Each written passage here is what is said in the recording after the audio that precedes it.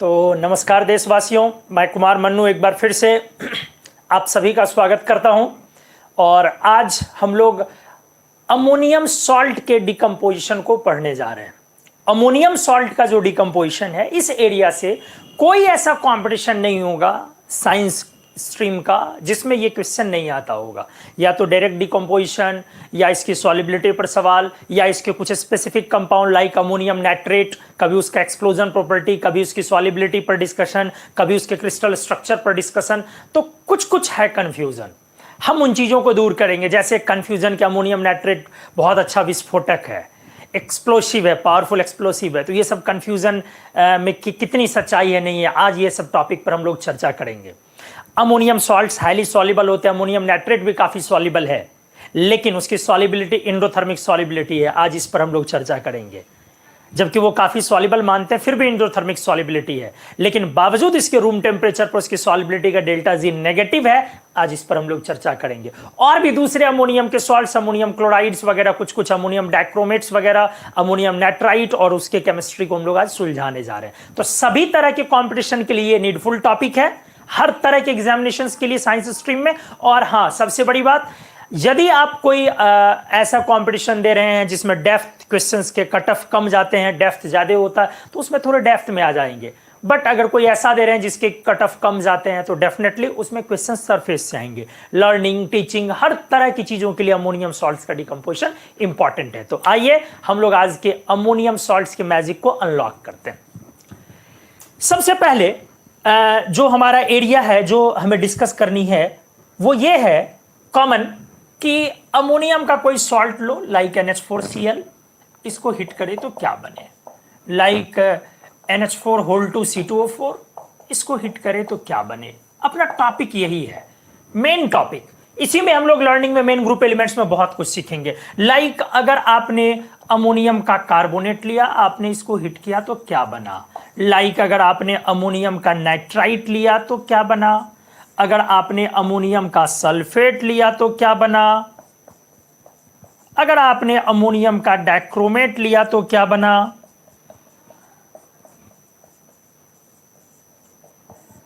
ठीक है, ये सारे सवाल है। अगर आपने अमोनियम का बाइसल्फाइड लिया तो क्या बना। अगर आपने अमोनियम का नाइट्रेट लिया तो दोस्त क्या बना। ऐसे ही सवाल हैं और भी बहुत सारे। ठीक है, आज का पेज नंबर 1 हम लोग शुरू कर रहे हैं। चलिए आइए हम लोग इस चीज को सीखने से पहले कुछ नीडफुल कॉन्सेप्ट्स इसमें लगाते हैं। ध्यान से दोस्तों देखना बेटा अच्छे से। ये जो आपका अमोनियम सॉल्ट है, इसके पास आपका ये अनायन है। जैसे ये सारे इसमें से अनायन हो गए, ये वाला पार्ट हमारा जैसे अनायन हो गया।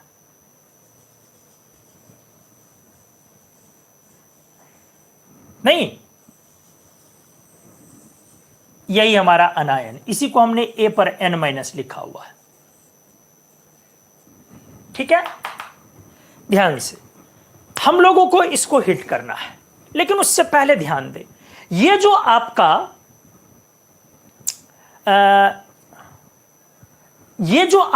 NH4+ है, ठीक है, इस पॉइंट को देखें। हमने नाइट्रोजन से 4 हाइड्रोजन को कनेक्ट किया हुआ है और ये इस पर प्लस चार्ज है। तो बेटा आपके नाइट्रोजन का ऑक्सीडेशन स्टेट क्या है, जरा अच्छे से देखें। नाइट्रोजन का ऑक्सीडेशन स्टेट क्या है। डेफिनेटली सर -3 है, और नाइट्रोजन 5A ग्रुप का है, तो ये रिड्यूसिंग कैरेक्टर देता है।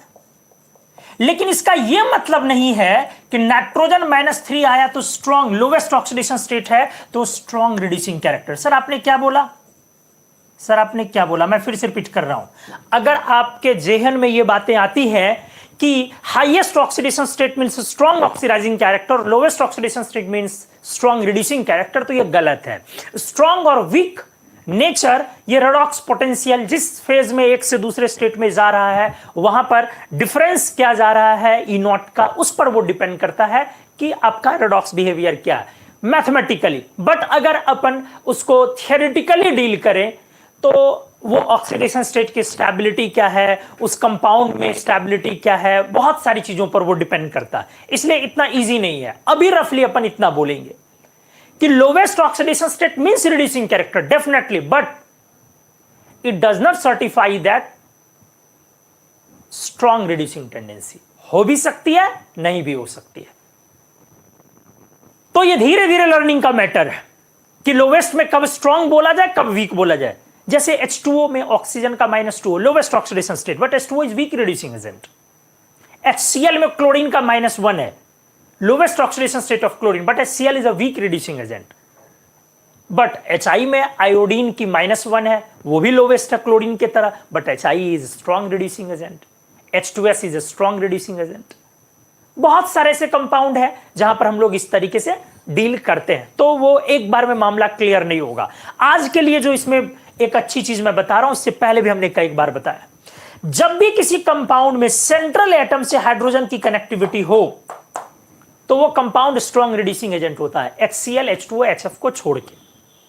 क्या बोला मैंने बोला कि जब भी किसी कंपाउंड में सेंट्रल एटम से हाइड्रोजन की कनेक्टिविटी होती है, सेंट्रल एटम से हाइड्रोजन की डायरेक्ट कनेक्टिविटी, चाहे वो कोवेलेंट बॉन्ड से हो या आयोनिक बॉन्ड से, बट कनेक्टिविटी होनी चाहिए। अगर है तो वो कंपाउंड स्ट्रॉन्ग रिड्यूसिंग एजेंट होगा।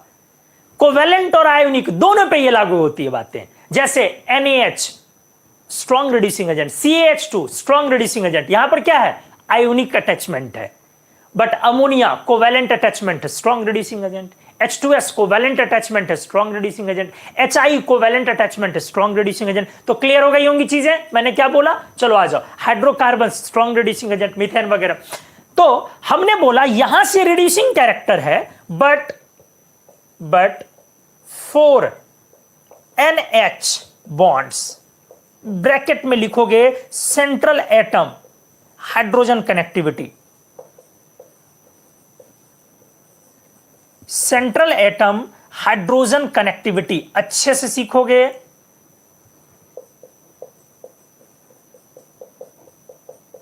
एकदम वीडियो पर बने रहें, बिल्कुल नहीं जाना है। But 4 NH bonds impart strong reducing character, strong reducing character to किसमें, NH4+। जी हां, मैंने बोला कि 4 NH सेंट्रल एटम हाइड्रोजन वाला स्ट्रॉन्ग रिड्यूसिंग कैरेक्टर देगा। हमने बोला सेंट्रल एटम हाइड्रोजन वाला स्ट्रॉन्ग रिड्यूसिंग एजेंट है अगर कनेक्टिविटी है,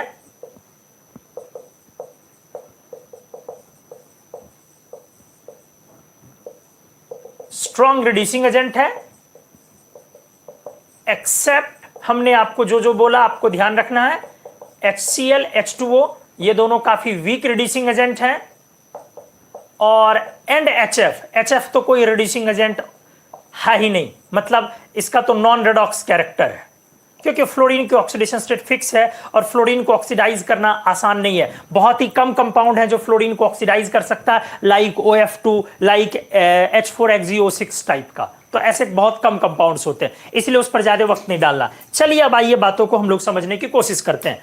तो हमारा ये वाला पार्ट स्ट्रॉन्ग रिड्यूसिंग पार्ट है। कौन वाला पार्ट, कैटायन वाला, ध्यान से, और नाइट्रोजन -3 में है। अब आ जाइए अनायन। तो जरा सोचे, अगर ऐसा हो कि अनायन भी स्ट्रॉन्ग ऑक्सीडाइजिंग एजेंट हो जाए। क्या बोला दोस्त मैंने, if anion itself is strong oxidising agent, anion भी स्ट्रॉन्ग ऑक्सीडाइजिंग एजेंट हो जाए, जैसे ये स्ट्रॉन्ग रिड्यूसिंग है, तो इस कंपाउंड का जो डिकम्पोजिशन होगा अमोनियम सॉल्ट का, तब जो आप इसको हिट करेंगे, जब आप इसको हिट करेंगे तो हिट करने के दौरान रेडॉक्स चेंज होगा। अमोनियम रिड्यूसिंग एजेंट बिहेवियर और अनायन ऑक्सीडाइजिंग एजेंट बिहेवियर के थ्रू दोनों के बीच लड़ाई होगी और एक रेडॉक्स चेंज होगा। ये आपका ऑक्सीडेशन में चला जाएगा और ये आपका रिडक्शन में चला जाएगा, क्योंकि हमारा अनायन स्ट्रॉन्ग रिड्यूसिंग एजेंट है और cation anion strong oxidising agent है और कटायन स्ट्रॉन्ग रिड्यूसिंग एजेंट है। क्लियर है? आ जाओ दोस्तों, तो जैसे एक दो एग्जांपल मैं ले लूं, नाइट्रेट, जैसे मैं एग्जांपल ले लूं डाइक्रोमेट,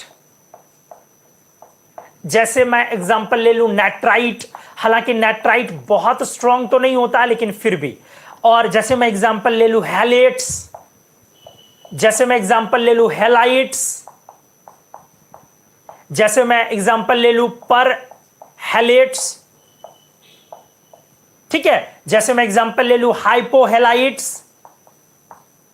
सर आप क्या बोल रहे हो, मैं सब चीजों को समझा रहा हूं। जैसे मैं एग्जांपल ले लूं MnO4 माइनस वगैरह वगैरह।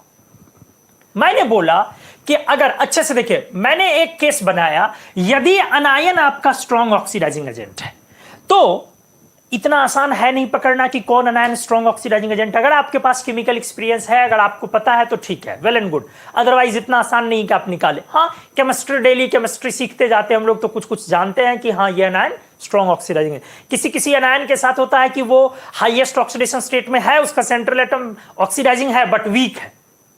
तो ये इतना आसान नहीं है पकड़ना कि कौन सा अनायन स्ट्रॉन्ग ऑक्सीडाइजिंग एजेंट है। तो सर हम लोग क्या करें, हम लोगों के लिए मैसेज क्या है? आपके लिए मैसेज ये है, फिलहाल मैं जो सिखा रहा हूं आप उसको देखिए, उसी अनायन के लिस्ट पर फोकस्ड हूं। धीरे धीरे जब मैं मेन ग्रुप एलिमेंट्स को आगे बढ़ाते जाऊंगा तो मैं खुद ब खुद ऑक्सीडाइजिंग लिस्ट को आगे बढ़ाता चला जाऊंगा, आपको वो क्लियरली समझ में आएगा। तो ध्यान से देखिए मैंने क्या सब दिया, नाइट्रेट, नाइट्राइट, डाइक्रोमेट पर मैग्नेट, हैलेट्स, हैलाइट्स पर हैलेट्स, हाइपोहैलाइट्स। मतलब क्लोरीन, ब्रोमीन, आयोडीन का जितना भी ऑक्सो हैलेट, हैलाइट, पर हैलेट, ये सब है सब। जैसे एग्जांपल हैलेट पर क्लोरेट पर हैलेट ClO4 माइनस, जैसे हैलेट ClO3 माइनस जिसको क्लोरेट बोलते हैं, हैलाइट क्लोराइट ClO2 माइनस, और हाइपोहैलाइट ClO माइनस। मतलब वो सारा चारों IO minus, ClO4 minus, ClO3 minus, BrO3 minus, BrO minus, BrO2 minus, समझ पा रहे ना आप? वो सारा ऑक्सो क्लोरीन वाला। और उसके अलावा मैंने क्या दिया, NO, नाइट्रेट, नाइट्राइट, डाइक्रोमेट, पर मैग्नेट और सारा हैलेट्स, हैलाइट्स। ठीक है, फिर से एक बार आप बोल ले, जिसको बोलते हैं बरबराना, बरबरा ले अपने आप में। मैंने क्या सब बोला बेटा?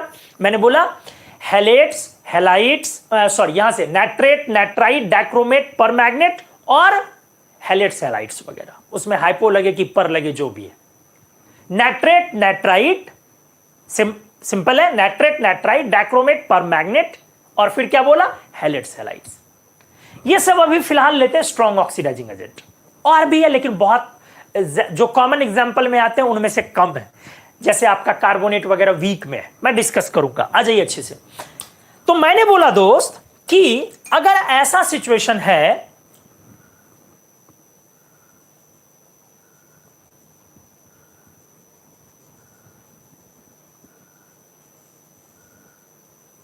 ये हमारा अनायन है, मैंने बोला कि ऐसा सिचुएशन है तो रेडॉक्स डिकम्पोजिशन होगा। आप तो समझ ही चुके हैं क्यों होगा रेडॉक्स डिकम्पोजिशन। क्योंकि आपका अनायन स्ट्रॉन्ग ऑक्सीडाइजिंग एजेंट है और कैटायन स्ट्रॉन्ग रिड्यूसिंग एजेंट है। अच्छे से देखिए, अनायन स्ट्रॉन्ग ऑक्सीडाइजिंग एजेंट है और कैटायन स्ट्रॉन्ग रिड्यूसिंग एजेंट है। तो रेडॉक्स डिकम्पोजिशन में इस पार्ट का ऑक्सीडेशन होगा, N2 बन गया, -3 से नाइट्रोजन 0 पर आया। नाइट्रोजन -3 से एक स्टेबल स्टेट 0 पर आया, एलिमेंटल स्टेट N2। ठीक है, क्योंकि ये रिड्यूसिंग एजेंट है तो इसका ऑक्सीडेशन होगा, तो इसका ऑक्सीडेशन हुआ। ये लीजिए, ये लर्निंग केमिस्ट्री चल रही है हम लोगों की, अच्छी वाली, बड़ी अच्छी वाली। ये लीजिए हमारा अमोनियम पार्ट का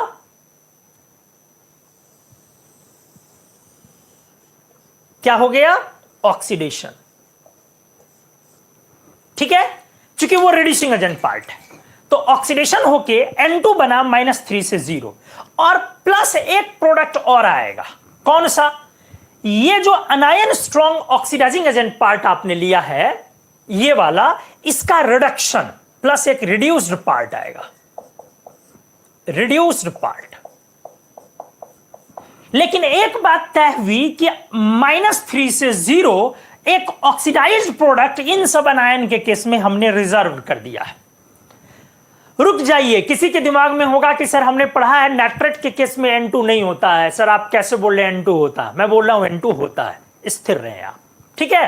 तो अमोनियम सॉल्ट के साथ अगर स्ट्रॉन्ग ऑक्सीडाइजिंग एजेंट अनायन है तो इनको हिट करने पर डिकम्पोजिशन प्रोडक्ट में ये स्ट्रॉन्ग रिड्यूसिंग एजेंट का ऑक्सीडेशन, ये N2 बना -3 से 0 और इस अनायन स्ट्रॉन्ग ऑक्सीडाइजिंग एजेंट का एक रिड्यूस पार्ट आएगा। और सेकेंड, अगर आपका anion, if anion is weakly oxidising, क्या बोला मैंने बेटा? Anion is weakly oxidising. यदि आपका अनायन वीकली ऑक्सीडाइजिंग हो, वीक ऑक्सीडाइजिंग एजेंट हो और इट सेल्फ रिड्यूसिंग या अनायन रिड्यूसिंग एजेंट हो, तो उस केस में नॉन रेडॉक्स डिकम्पोजिशन होगा। उस केस में नॉन रिडॉक्स डिकम्पोजिशन होगा और आपका अमोनिया आएगा -3 का -3 रह गया। क्लियर है? लेकिन बेटा देख, अच्छे से देख, मैंने बोला कि अगर वीक ऑक्सीडाइजिंग एजेंट हो अनायन, या अनायन भी खुद अपने आप में रिड्यूसिंग एजेंट हो, तो in that case we get ammonia with no change in oxidation state. NH4+ is just losing H+, NH4+ is just losing H+, तो ये H+ इस अनायन के साथ आएगा। तो पूरी उम्मीद है कोई HAN- एसिड वेपर आएगा या फिर कभी कभी इसका एनहाइड्राइड आएगा। सर आप चीजों को उलझाएं नहीं और एक बार सुलझा करके बता दें। चलो आ जाओ, मैं एक बार और सुलझा के बता रहा हूं। ध्यान दें, बहुत इंपॉर्टेंट है ये लेक्चर हमारा, अच्छे से ध्यान दें। मैंने क्या बोला?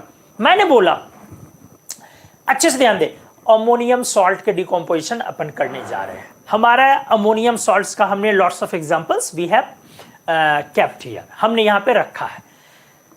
तो अब हमने एक मैकेनिज्म इसमें समझा है कि एक्चुअली अमोनियम जो कटायन है ये अपने आप में एक स्ट्रॉन्ग रिड्यूसिंग एजेंट कटायन है, क्योंकि इसमें दोस्त नाइट्रोजन का एक तो -3 मिनिमम ऑक्सीडेशन स्टेट है ही, उसके साथ नाइट्रोजन के साथ 4 हाइड्रोजन की डायरेक्ट कनेक्टिविटी हो। तो कोई भी कंपाउंड जिसमें सेंट्रल एटम से हाइड्रोजन की कनेक्टिविटी होती है, चाहे वो इलेक्ट्रोवैलेंट कनेक्टिविटी हो चाहे वो कोवैलेंट कनेक्टिविटी हो, हमने कई बार आपको बताया वो स्ट्रॉन्ग रिड्यूसिंग एजेंट है, 3 को छोड़ के, HCl, H2O और HF। और भी कुछ है बट आपको इस्तेमाल में नहीं आएगा। बाकी HCl और H2O काफी वीक रिड्यूसिंग एजेंट होते हैं, इस बात को जहन में सेट कर लें। और हमने HF के बारे में बोला कि उसका कोई रिड्यूसिंग पैरामीटर बिहेवियर है भी नहीं। किसके बारे में बोला? HF के बारे में। अच्छे से आ जाए, क्योंकि फिक्स ऑक्सीडेशन स्टेट है, फ्लोरीन का -1 किसी दूसरे में जाता नहीं है, और फ्लोराइड को फ्लोरीन में पहुंचाना बहुत मुश्किल काम है, क्योंकि फ्लोरीन अपने आप में बहुत पावरफुल ऑक्सीडाइजिंग एजेंट होता है, F2। तो कोई ऐसा ही ऑक्सीडाइजिंग एजेंट बना सकता है, उसको ऑक्सीडाइज कर सकता है फ्लोराइड को, जो बहुत ज्यादा पावरफुल, उससे भी लाइक H4XeO6, लाइक OF2 वगैरह। तो चलिए वो भी अभी बातें नहीं हो रही है। अभी फिलहाल अगर अनायन स्ट्रॉन्ग ऑक्सीडाइजिंग एजेंट है, कुछ लिस्ट तैयार कर लो। नाइट्रेट, नाइट्राइट, नाइट्राइट बहुत स्ट्रॉन्ग ऑक्सीडाइजिंग एजेंट नहीं है बट अच्छा ऑक्सीडाइजिंग एजेंट होता है। नाइट्रेट, नाइट्राइट, डाइक्रोमेट, परमैग्नेट और सारे हैलाइड्स, हैलाइड्स, हैलाइड्स, हैलाइड्स में पर हैलाइड्स भी आ गए और हैलाइड्स में हाइपोहैलाइड्स भी आ गया। जैसे हाइपोक्लोराइट भी आ गया और पर क्लोरेट भी आ गया, क्लोरेट भी आ गया, क्लोराइट भी आ गया। ये सारे अच्छे ऑक्सीडाइजिंग एजेंट होते हैं, हमने कितने बार आपको बताया है, ठीक है। तो ये सारे अच्छे ऑक्सीडाइजिंग एजेंट। इस केस में अब क्या होगा, ये दोनों जब हम हिट करेंगे सॉल्ट को, हिट करेंगे सॉल्ट को, तो हीट करने के दौरान ammonium part reducing agent oxidising part anion को रिड्यूस करना चाहेगा और ऑक्सीडाइजिंग पार्ट अनायन इस अमोनियम पार्ट को ऑक्सीडाइज करना चाहेगा। एज अ रिजल्ट हीट करने के दौरान एक रेडॉक्स चेंज होगा और अमोनियम का नाइट्रोजन -3 ऑक्सीडेशन स्टेट ये जो है चेंज हो जाएगा 0 पर, मतलब N2 प्रोडक्ट अपन पाएंगे इसकी वजह से। ध्यान दें अच्छे से दोस्तों, हम लोग क्या पाएंगे? N2। हमने क्लियर किया। हमने साथ में ये भी बोला कि कुछ लोगों के दिमाग में आता है कि सर जो पढ़े होते हैं पहले से, सर हमने पढ़ा है कि अमोनियम नाइट्रेट N2O देता है। जी नहीं, N2O तो देता है, वो सही अलग मैटर, बट N2 भी देता है, ऐसा नहीं कि N2 नहीं देता। और ये कंपटीशन में आया हुआ क्वेश्चन है, जिसके वजह से लोग घबरा गए थे उस साल जब आया था। मेरे को शायद ईयर याद है, आई थिंक वो 2006 या 7 का कुछ ईयर था। तो लोग घबरा गए थे कि N2 टाइप की चीजें कहां से आ गई इसमें, लेकिन N2 आता, आज मैं उसको भी डील करूंगा। अब हमने बोला कि ये तो वो पार्ट हुआ, रिड्यूसिंग एजेंट का ऑक्सीडेशन और ऑक्सीडाइजिंग एजेंट का एक रिडक्शन, तो एक रिड्यूस पार्ट भी होगा, उसका फॉर्मूला नहीं लिखा जा सकता क्योंकि वो तो एलिमेंट ही अलग अलग है, तो उसके अकॉर्डिंग फॉर्मूला बनेगा। अगर आपका अनायन खुद अपने आप में वीक रिड्यूसिंग एजेंट हो, सॉरी वीक ऑक्सीडाइजिंग एजेंट हो, ऑक्सीडाइजिंग हो और वीक हो, स्ट्रांग ना हो, तो अब वीक ऑक्सीडाइजिंग एजेंट का स्ट्रांग रिड्यूसिंग एजेंट से सामान्य तौर पर रेडॉक्स नहीं होता, रेयर ही होता है, उसके लिए फिर एक्सटर्नल एफर्ट्स लगाने होते हैं। तो रेडॉक्स कब होता है? फेवरेबल कंडीशन में, जब स्ट्रांग ऑक्सीडाइजिंग एजेंट और वीक रिड्यूसिंग एजेंट आमने सामने है। ठीक है, जैसे NaCl पर आप कॉन्क डालेंगे तो रेडॉक्स नहीं हो सकता है। क्यों नहीं हो सकता है? कॉन्क तो अच्छा ऑक्सीडाइजिंग एजेंट है, बट क्लोराइड वीक है। अभी हमने डिस्कस किया ना HCl वीक रिड्यूसिंग एजेंट, तो HCl का क्लोराइड वीक रिड्यूसिंग एजेंट हुआ। लेकिन अगर आप NaI पर कॉन्क डालेंगे तो वो रेडॉक्स हो जाएगा, क्योंकि आयोडाइड स्ट्रांग रिड्यूसिंग एजेंट है। हमने अभी बोला HI, तो HI में आयोडाइड भी आ रहा है। तो चलिए पॉइंट को समझे अच्छे से मेरी बात को। हमने क्या बोला कि अगर अनायन वीक ऑक्सीडाइजिंग एजेंट हो और ये स्ट्रांग रिड्यूसिंग एजेंट, तो रेडॉक्स नहीं होगा। अभी भी रेडॉक्स नहीं, रिएक्शन होगा, डिकम्पोजिशन होगा, बट वो रेडॉक्स नहीं होगा। तो नॉन रेडॉक्स का मतलब oxidation state want change, means nitrogen exist here in oxidation state -3, तो the product of nitrogen will also have oxidation state -3। तो यहां पर नाइट्रोजन -3 का अमोनिया बनवा, तो simply NH4+ is losing H+। तो जब ये H+ निकालेगा तो ये H+ ये ले लेगा, तो वहां पर एक सिंपली क्या आना चाहिए? एसिड बन जाना चाहिए, एसिड का वेपर बन जाना चाहिए। जैसे अगर यहां क्लोराइड हमने लिया तो क्लोराइड से HCl बन जाना चाहिए, ठीक है, वो होगा। बट कभी कभी वो ऑक्सो एसिड होता है, अगर हाइड्रा एसिड है तब तो एसिड वेपर, फाइन गुड, लेकिन अगर ऑक्सो एसिड बनता है तो उस केस में उसका डिकम्पोजिशन पर एनहाइड्राइड भी तो बनने के चांसेस हैं, या एसिड टूटता भी तो है। कई बार हमने पीछे पढ़ा है, पिछले लेक्चर में हमने पढ़ा हेक्सानोफिटोन एसिड, तो वो चीज आज हम लोग इस्तेमाल में उसको लाएंगे। तो अगला जो हम लोग पेश करने वाले ना, इसको अब अच्छे से एग्जाम्पल्स हम लोग लगाने वाले। बहुत शानदार कॉन्सेप्ट है, बहुत मजा आएगा आपको। जल्दी से आप अगले पेज में आ जाए, स्क्रीनशॉट लिया जाए please.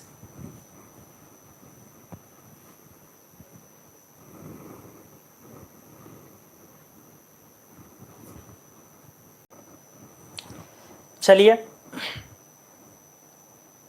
Yes sir, all clear, but एक चीज बहुत अच्छी लगती है, हर पॉइंट को एक्सप्लेन कर देते हैं। Thank you. चलिए, तो फिर हम लोग अब एग्जाम्पल्स उठाते हैं, उसकी बारी। आ जाइए, बहुत खूबसूरत हमने लिया दोस्त, मान लो एक example NH4Cl, ammonium chloride. Step wise है, आपका anion is what? Our anion is chloride. Chloride में ऑलरेडी क्लोरीन का 7A होने के कारण लोवेस्ट ऑक्सीडेशन स्टेट है। तो जब ये लोवेस्ट ऑक्सीडेशन स्टेट है -1, इसका मतलब ये रिड्यूसिंग एजेंट है। तो अनायन इज रिड्यूसिंग, तो किस केस में जाएगा, पहला या दूसरा? सर एक बार फिर से याद करवा दो, पहला दूसरा केस क्या था? केस 1 था कि आपका अनायन स्ट्रॉन्ग ऑक्सीडाइजिंग एजेंट हो, तो इस केस में N2 आता है प्रोडक्ट, नाइट्रोजन -3 से 0 पर। और अगर केस 2 था, अगर आपका अनायन वीक ऑक्सीडाइजिंग एजेंट हो या नहीं तो फिर खुद रिड्यूसिंग एजेंट हो, तो इस केस में अमोनिया आएगा, non redox decomposition. In short हमने यही बताया था पिछले पेज में, नहीं दोस्त? आ जाए आप। तो फिलहाल जो अपना अनायन है दैट इज क्लोराइड, और क्लोराइड में क्लोरीन का ऑक्सीडेशन स्टेट इज -1। तो -1 means lowest oxidation state, lowest oxidation state means reducing character. तो अब आपका ये केस 1 में जाएगा, तो हमें अमोनिया मिलने वाला है और प्लस H+ यहां से निकल के क्लोराइड के साथ HCl वेपर। अच्छे से आपको समझ में आ गया होगा क्यों इस डिकम्पोजिशन का अमोनिया प्लस HCl आया और क्यों यहां पर रेडॉक्स नहीं हुआ, क्योंकि अपना अनायन भी रिड्यूसिंग एजेंट था। क्लियर है दोस्तों?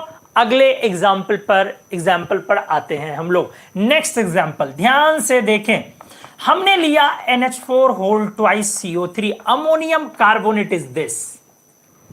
किस केस में जाएगा, 1 और 2? इसको सोचने से पहले अनायन का analysis is needful. Our anion is this time carbonate, and carbonate contains carbon in +4 oxidation state. Carbon belongs from 4A और आपका कार्बन फिलहाल है +4 में, means carbon existing here in highest oxidation state. तो if it is in highest oxidation state, it means our carbonate is oxidising agent, is an oxidising agent. अब strong या weak, तो आप अभी याद करो हमारे लिस्ट में फिलहाल ये नहीं था, तो ये वीक ऑक्सीडाइजिंग एजेंट है। तो केस 1 या 2? सर एक बार फिर से देख लो।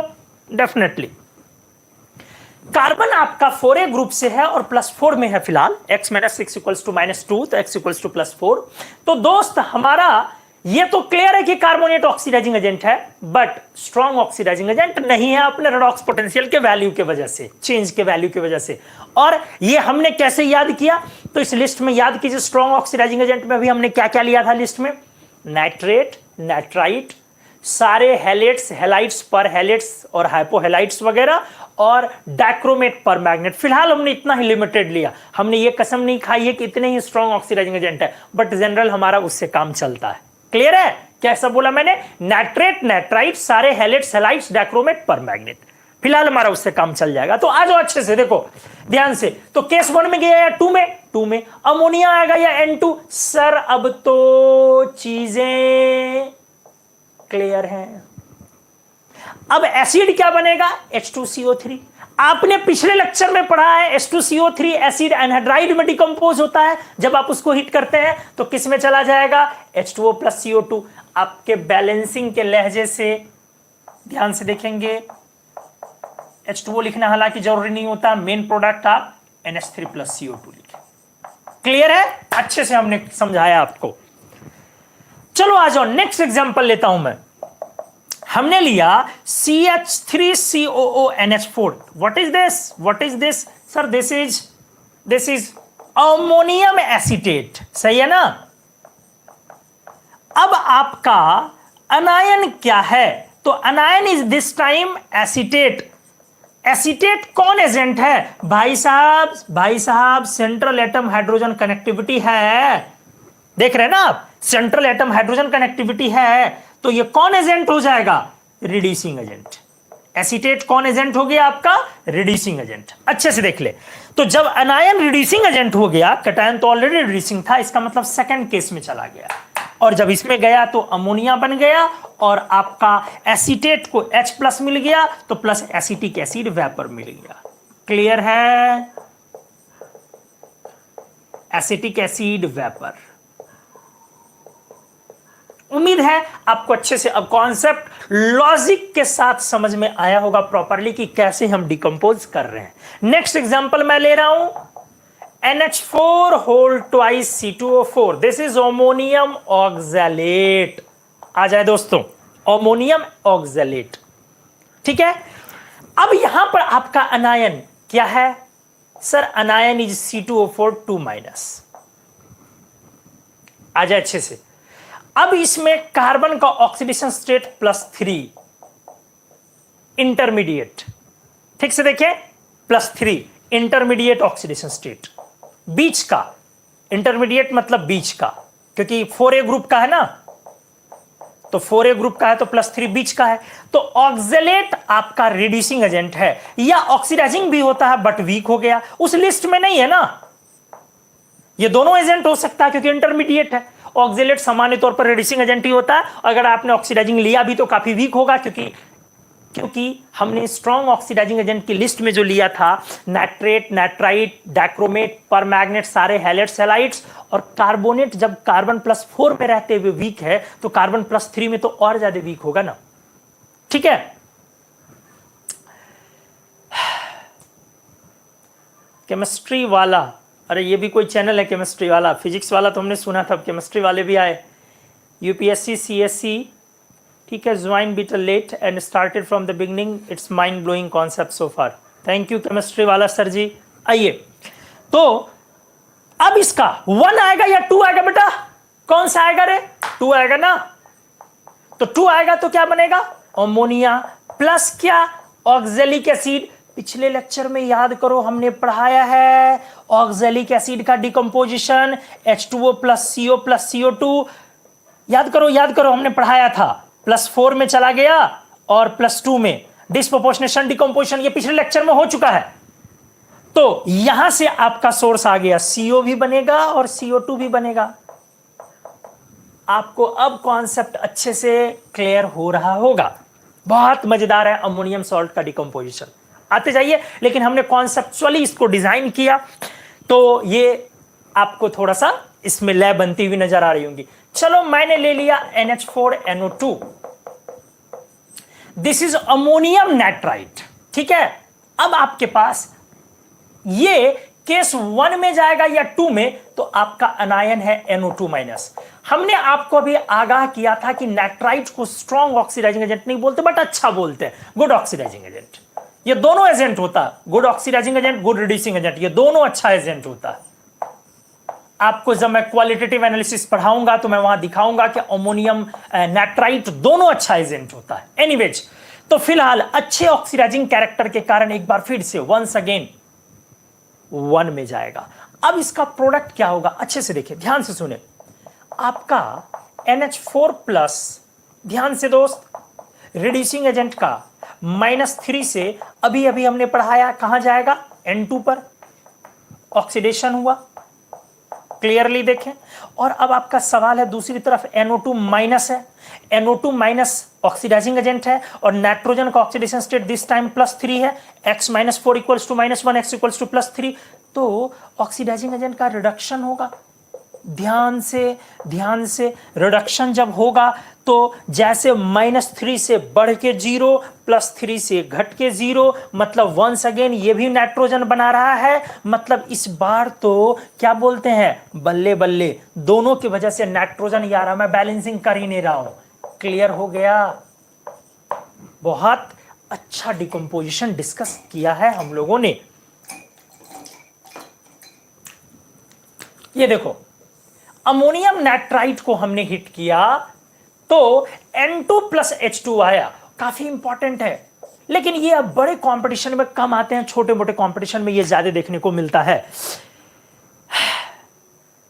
एक डाउट आया किन्हीं का कि NH4+ and anions are ionically bonded और कोवैलेंटली। डेफिनेटली आयोनिकली, ये एक बहुत ही अच्छा आयोनिक कंपाउंड है अमोनियम का।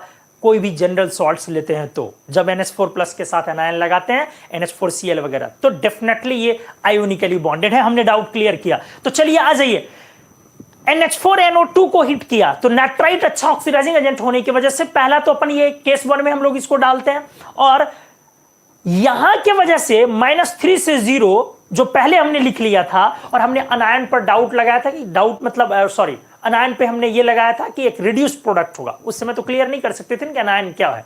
तो संजोग से इस बार अनफॉर्चुनेटली जो अपना अनायन है उसमें भी नाइट्रोजन एटम, और दैट इज NO2-। तो जब इसमें NO2- है तो इसका ऑक्सीडेशन होगा, सॉरी रिडक्शन होगा, तो +3 से रिडक्शन होके ये भी अनफॉर्चुनेटली 0 पे आया। तो दोनों की वजह से 0, तो ultimate product remains N2 + H2। मैं और शानदार खूबसूरत एग्जांपल्स लेने जा रहा हूं अगले पेज में। उम्मीद है आप वीडियो को एंजॉय कर रहे होंगे। एक बार मेरे को बताएं प्लीज।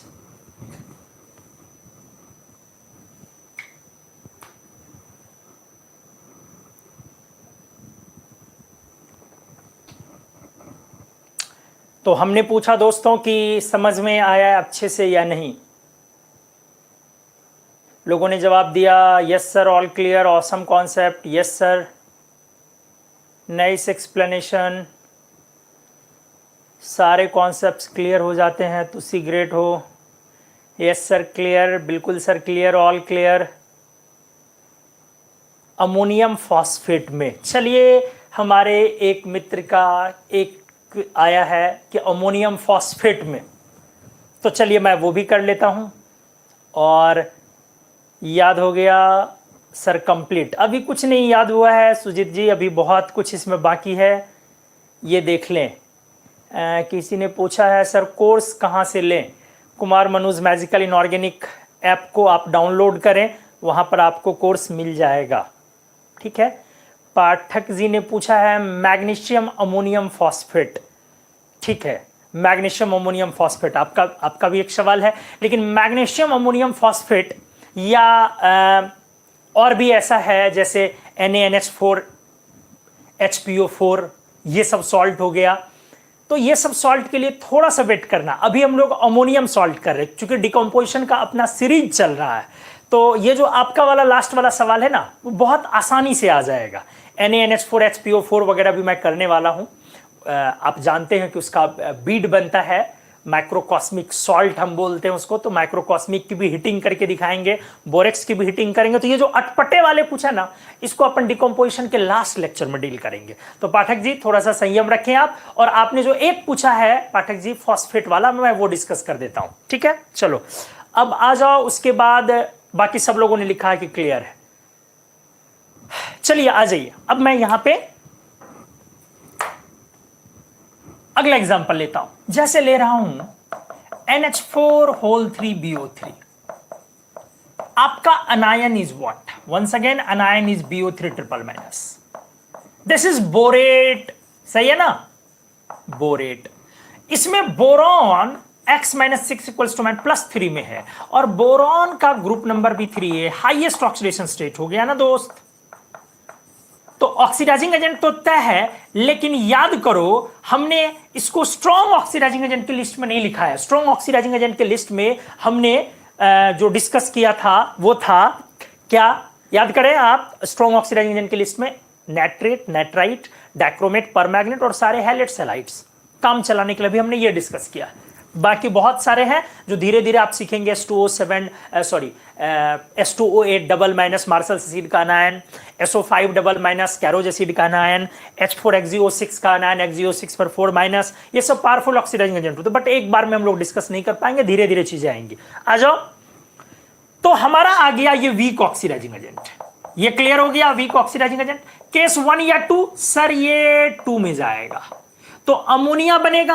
अब प्लस बोरिक एसिड बननी है। आप याद करो दोस्त, हमने पिछले लेक्चर में इसका एनहाइड्राइड लास्ट में बनाया था। पहले तो याद करो, पहले तो बना था HBO2 मेटाबोरिक एसिड, फिर बना था H2B4O7 टेट्राबोरिक एसिड और लास्ट में फाइनली कन्वर्ट हो गया था बोरिक एनहाइड्राइड में, तो B2O3। इसका मतलब देखो कैसे पीछे की पड़ी हुई चीजें याद रहनी चाहिए, इस्तेमाल में रहनी चाहिए। केमिस्ट्री, इनऑर्गेनिक केमिस्ट्री में मैं हमेशा यही काम करता हूं, चीजों को लिंक बना के जोड़ता हूं। तो प्लस क्या आ गया आपका? B2O3। आप वाटर लिख सकते हो, बैलेंसिंग के समय में खुद पता चल जाएगा वाटर रखना है या नहीं। चलो आ जाओ, तो हमने ये एक और बढ़िया एग्जांपल किया, कैसे केस 2 में गया ये डिस्कस किया। चलो मैं ले लेता हूं अमोनियम बाइसल्फाइड HS। सर आपने सल्फाइड क्यों नहीं लिया? सल्फाइड लोगे तो खुद बैलेंस नहीं हो पाएगा, तो परेशान हो जाओगे, ठीक है, इसीलिए मैंने नहीं लिया। क्लियर है? जैसे मैं करके दिखाता हूं। अगर आप इसको लोगे तो पहली बात, अनायन में क्या है? HS minus. आप स्पष्ट देख रहे हो हाइड्रोजन कनेक्टिविटी है, स्ट्रॉन्ग रिड्यूसिंग एजेंट। तो रिड्यूसिंग एनायन है तो सर केस 2, केस 2 है तो सर अमोनिया, और एक H+ निकला तो दोस्त यहां से H+ निकला तो वही ना H2S बना। आपको समझ में आ गया कि मैंने क्यों सल्फाइड नहीं लिया, क्यों बाइसल्फाइड लिया? क्लियर हो गई होंगी चीजें, ठीक है। क्योंकि जब आप रिएक्शन लिखते हैं तो प्रोडक्ट ऐसा लिखना चाहिए जो बैलेंस हो सके। तो उम्मीद है आपको समझ में आ गई होंगी चीजें। चलो नेक्स्ट मैं एग्जांपल लेता हूं कुछ। अमोनियम डाइक्रोमेट, बड़ा अच्छा एग्जांपल, ठीक है। क्या होगा? डाइक्रोमेट एक ऑरेंज सॉलिड है। डाइक्रोमेट का कलर ऑरेंज सॉलिड है। Colour is due to presence of dichromate. Colour is due to presence of dichromate. और मैं इसी पोलराइजेशन में आगे पढ़ाने वाला हूं कि डाइक्रोमेट में कलर क्यों होता है, तो ड्यू टू हाई पोलराइजेशन, ठीक है, ड्यू टू हाई पोलराइजेशन।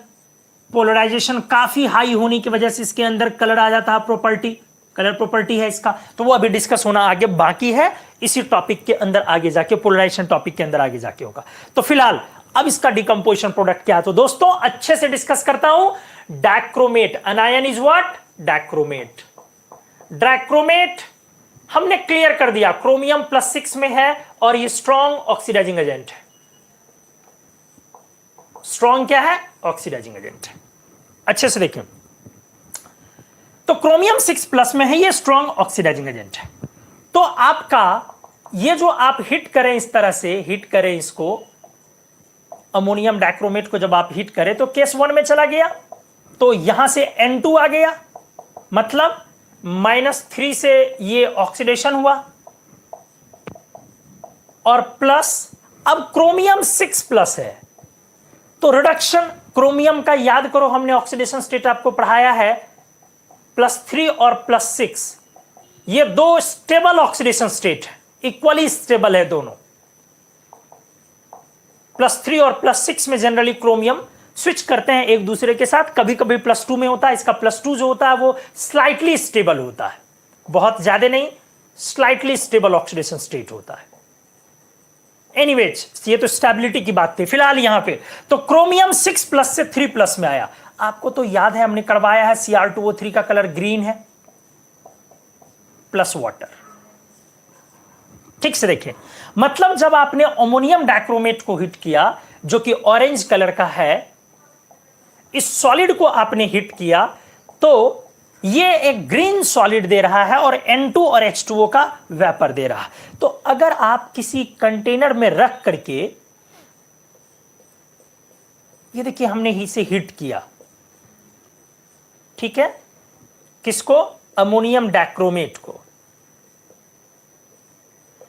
तो ये सॉलिड था बट काफी बड़ा वॉल्यूम तैयार होगा। किसका दोस्त? किसका तैयार होगा? काफी बड़ा वॉल्यूम किसका? नाइट्रोजन का।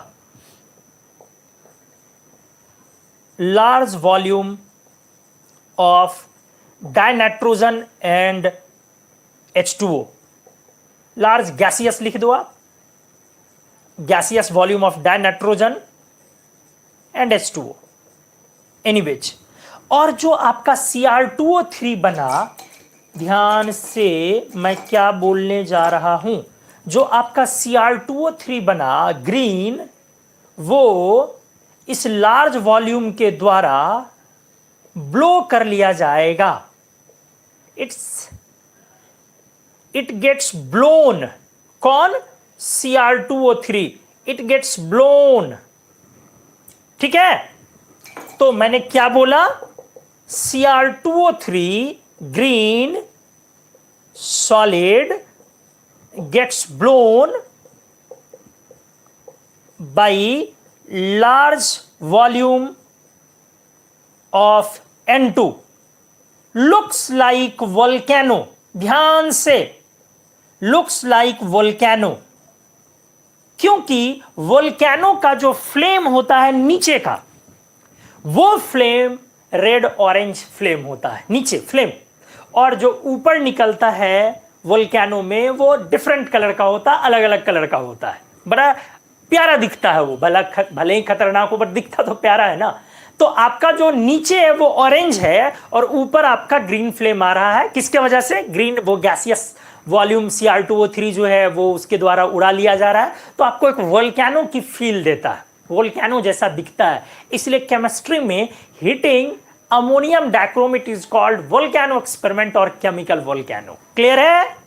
सो heating ammonium dichromate, ammonium dichromate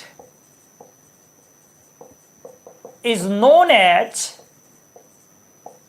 as volcano experiment, volcano experiment और केमिकल वोल्केनो। उम्मीद है आपको चीजें समझ में आ गई होंगी, लॉजिक का लॉजिक और मैजिक का मैजिक। और ये सारे मेन ग्रुप एलिमेंट्स आप पढ़ रहे हैं, पूरा थर्मल डिकम्पोजिशन ही मेन ग्रुप एलिमेंट्स है। तो क्या आपको अच्छे से समझ में आ रही है चीजें? मेरे को एक बार बताएं, क्या आप लुत्फ उठा पा रहे हैं केमिस्ट्री इनऑर्गेनिक का या नहीं? प्लीज, मैं इंतजार कर रहा हूं आपके जवाब का बेसब्री से।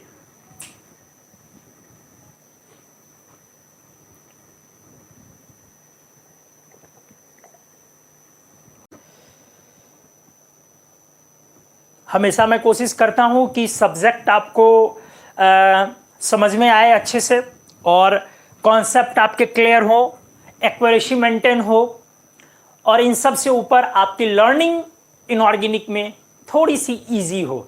ठीक है, बोलने के लिए मैं बोल देता हूं कि एफर्टलेस हो, बट एफर्टलेस तो दुनिया में कोई चीज होता ही नहीं है। ये ठीक वही चीज है जैसे फ्रिक्शनलेस, तो एफर्टलेस एग्जिस्ट नहीं करता, फिर भी हम एक सीरो टर्म इस्तेमाल करते हैं फ्रिक्शनलेस। तो एफर्टलेस मतलब इजी लर्निंग हो, क्योंकि इनऑर्गेनिक में इजी लर्निंग भी अपने आप में एक बहुत बड़ी चीज है नहीं। और नोबेल प्राइज मिलना ही बहुत बड़ी चीज नहीं है, नोबेल प्राइज के लिए नॉमिनेट होना भी बड़ी चीज है। तो इनऑर्गेनिक याद रहे हमेशा सारे के सारे कॉन्सेप्ट, ये तो नहीं कह सकता मैं, लेकिन उसको मैं कोशिश जरूर कहता हूं कि वो आपके जहन में लंबे समय तक रहे, और अगर थोड़े बहुत आप रिवाइज करें तो वो चीजें आपकी हो सकती हैं। तो इनऑर्गेनिक अगर आप लर्न कर पा रहे हैं ना, वो भी अपने आप में बहुत बड़ी बात है। अगर आपको इसमें एक प्रॉपर मैकेनिज्म, एक प्रॉपर चेन, एक प्रॉपर लिंक दिख रहा है ना, वो भी प्रेजेंटेशन इनऑर्गेनिक का बहुत बड़ी बात है। नोबेल प्राइज के लिए नॉमिनेट होना भी। डॉक्टर सर्वपल्ली राधाकृष्णन, हर कोई जानता है, लिटरेचर के बहुत अच्छे टीचर थे, और उन्हें नोबेल प्राइज नहीं मिला, बट शायद आपको जान के यह आश्चर्य हो, 1 नहीं, 2 नहीं, 4 नहीं, 5 नहीं, 6 नहीं, 8 नहीं, 10 नहीं, 12 नहीं, 14 नहीं, पूरे के पूरे 16 बार नोबेल प्राइज के लिए लिटरेचर में वो नॉमिनेट हुए, डॉक्टर सर्वपल्ली राधाकृष्णन। तो आप समझ सकते हैं, वो भी बहुत बड़ी बात है हमारे देश के लिए, वो मान सम्मान और गौरव की बात है अपने आप में। तो इनऑर्गेनिक केमिस्ट्री का भी हिसाब किताब यही है। तो मैंने आप लोगों से पूछा कि समझ में आया या नहीं, बताएं, लुत्फ उठा रहे हैं कि नहीं? अरुण रोहन ने बोला यस सर, लुत्फ ही लुत्फ उठा रहे हैं, सब आपकी वजह से। अरे नहीं सर, ऐसा नहीं है सर, सब मोदी जी की कृपा है, इंटरनेट पर ला दिए हम लोगों को। हिदायतुल्लाह सर, बहुत अच्छा लग रहा है, तबीयत ठीक नहीं है फिर भी रिलैक्स फील कर रहा हूँ, thank you. Prashant Kumar clear sir, Pathak ji लाजवाब सर, बीच बीच का मसाला दिल में गजब तरह की फीलिंग देता है, लाइक वोल्केनो। सभी लोगों ने अच्छा लिखा, यस सर काफ़ी इंटरेस्टिंग क्लास जा रहा है, थैंक यू। ग्रीन कलर का क्रोमेट गैस होगा या सॉलिड? देखिए क्रोमेट है तो सॉलिड, लेकिन ऐसा नहीं है ना, वहां तो क्या बनता है, उसका जो छोटा छोटा हम लोग पार्टिकल्स बोलते हैं वो बनता है, वो ब्लो हो जाता है, तो इसीलिए वो ग्रीन फ्लेम आपको पूरा का पूरा दिखता है। सॉलिड होगा तो कलेक्ट कैसे कर सकते हैं? हाँ, वो एक आपको ऐसे करना पड़ेगा कि फिर धीरे धीरे जब रिएक्शन आप ओवर करेंगे तो सारे नीचे डाउन, जैसे हम लोग किसी चीज़ को पटाखे वगैरह छोड़ते हैं तो फिर उसके क्या बारूद का जो छोटा छोटा पार्टिकल्स होता है वो नीचे आता है। मुझे तो इनऑर्गेनिक से काफ़ी डर लगता था, बट आप आए तो बाहर आई, ईजी हो गई, चलिए थैंक यू। बाकी सभी लोगों ने लिखा कि हाँ सर समझ में आ गया, ठीक है, वेरी गुड। बने रहे वीडियो पर। आइए दूसरे तीसरे तरह की चीजें हम लोग यहां लगा रहे हैं। जैसे अब मैं लगाता हूं, मान लो NH4 ClO4, ClO4 minus is perchlorate, क्या है ये? Perchlorate, and perchlorate is strong oxidising agent. देखो दोस्त, ये बात, ऑल हैलेट्स, हैलेट्स, हैलेट्स से नहीं पर हैलेट्स से शुरू करो, all perhalates, halates, halites, halide नहीं halites, and hypohalites, hypohalites, perhalates X O 4 minus, halates X O 3 minus, halites X O 2 minus, and hypohalites X O minus are more or less powerful oxidising agent. Clear है दोस्त? इस line को आप याद रखें, बहुत काम की चीज है। और इवन ये जो आपका ClO4 माइनस है, ClO3 माइनस है, ClO2 माइनस है और ClO माइनस है ना? तो यहां क्लोरीन का +7 है, यहां क्लोरीन +5 है, यहां +3 और +1 है। तो आपको लगता होगा कि इसमें ऑक्सीडाइजिंग पावर इधर की तरफ होगा, पॉजिटिव ऑक्सीडेशन नंबर होने से, लेकिन ऐसा नहीं होता, मैं आगे एक्सप्लेन करूंगा। लेकिन जान ले फिलहाल ऐसा नहीं होता। बहुत लोग इसमें गलत करते हैं, इसका ऑक्सीडाइजिंग पावर इधर की तरफ है, ऑक्सीडाइजिंग पावर इधर की तरफ है, और जी हाँ, एक बात और, ClO माइनस से बेटर ऑक्सीडाइजिंग एजेंट होता है BrO माइनस, और उससे बेटर IO माइनस। इसमें भी बहुत लोग कंफ्यूजन करते हैं, इलेक्ट्रोनेगेटिविटी वगैरह पता नहीं क्या क्या लगा देता है सब आतंकवादी सब कहीं के। ठीक है, बहुत लोग ऐसा करते हैं कि इलेक्ट्रोनेगेटिविटी के ऑक्सीडाइजिंग पावर डायरेक्टली प्रोपोर्शनल करते हैं। मैंने देखा बहुत लोगों को, अच्छे अच्छे टीचर्स को करते हुए, पता नहीं क्या, कुछ बोला ही नहीं जाए, छोड़िए, लेट इट को, जाने दीजिए। कुछ चीज़ों को ना क्या कुछ बोल करके अपना जबान नहीं खाली करना चाहिए। तो जो भी लोग ऐसा पढ़ाते हैं कि इलेक्ट्रोनेगेटिविटी के डायरेक्टली प्रोपोर्शनल हो जाता है ऑक्सीडाइजिंग पावर, आपका ऑक्सीडाइजिंग पावर इलेक्ट्रोनेगेटिविटी के डायरेक्टली प्रोपोर्शनल, बहुत बहुत गंदा पढ़ाते हैं वो, बहुत बहुत गंदा, हद से ज्यादा। ठीक है, तो चलिए आ जाइए।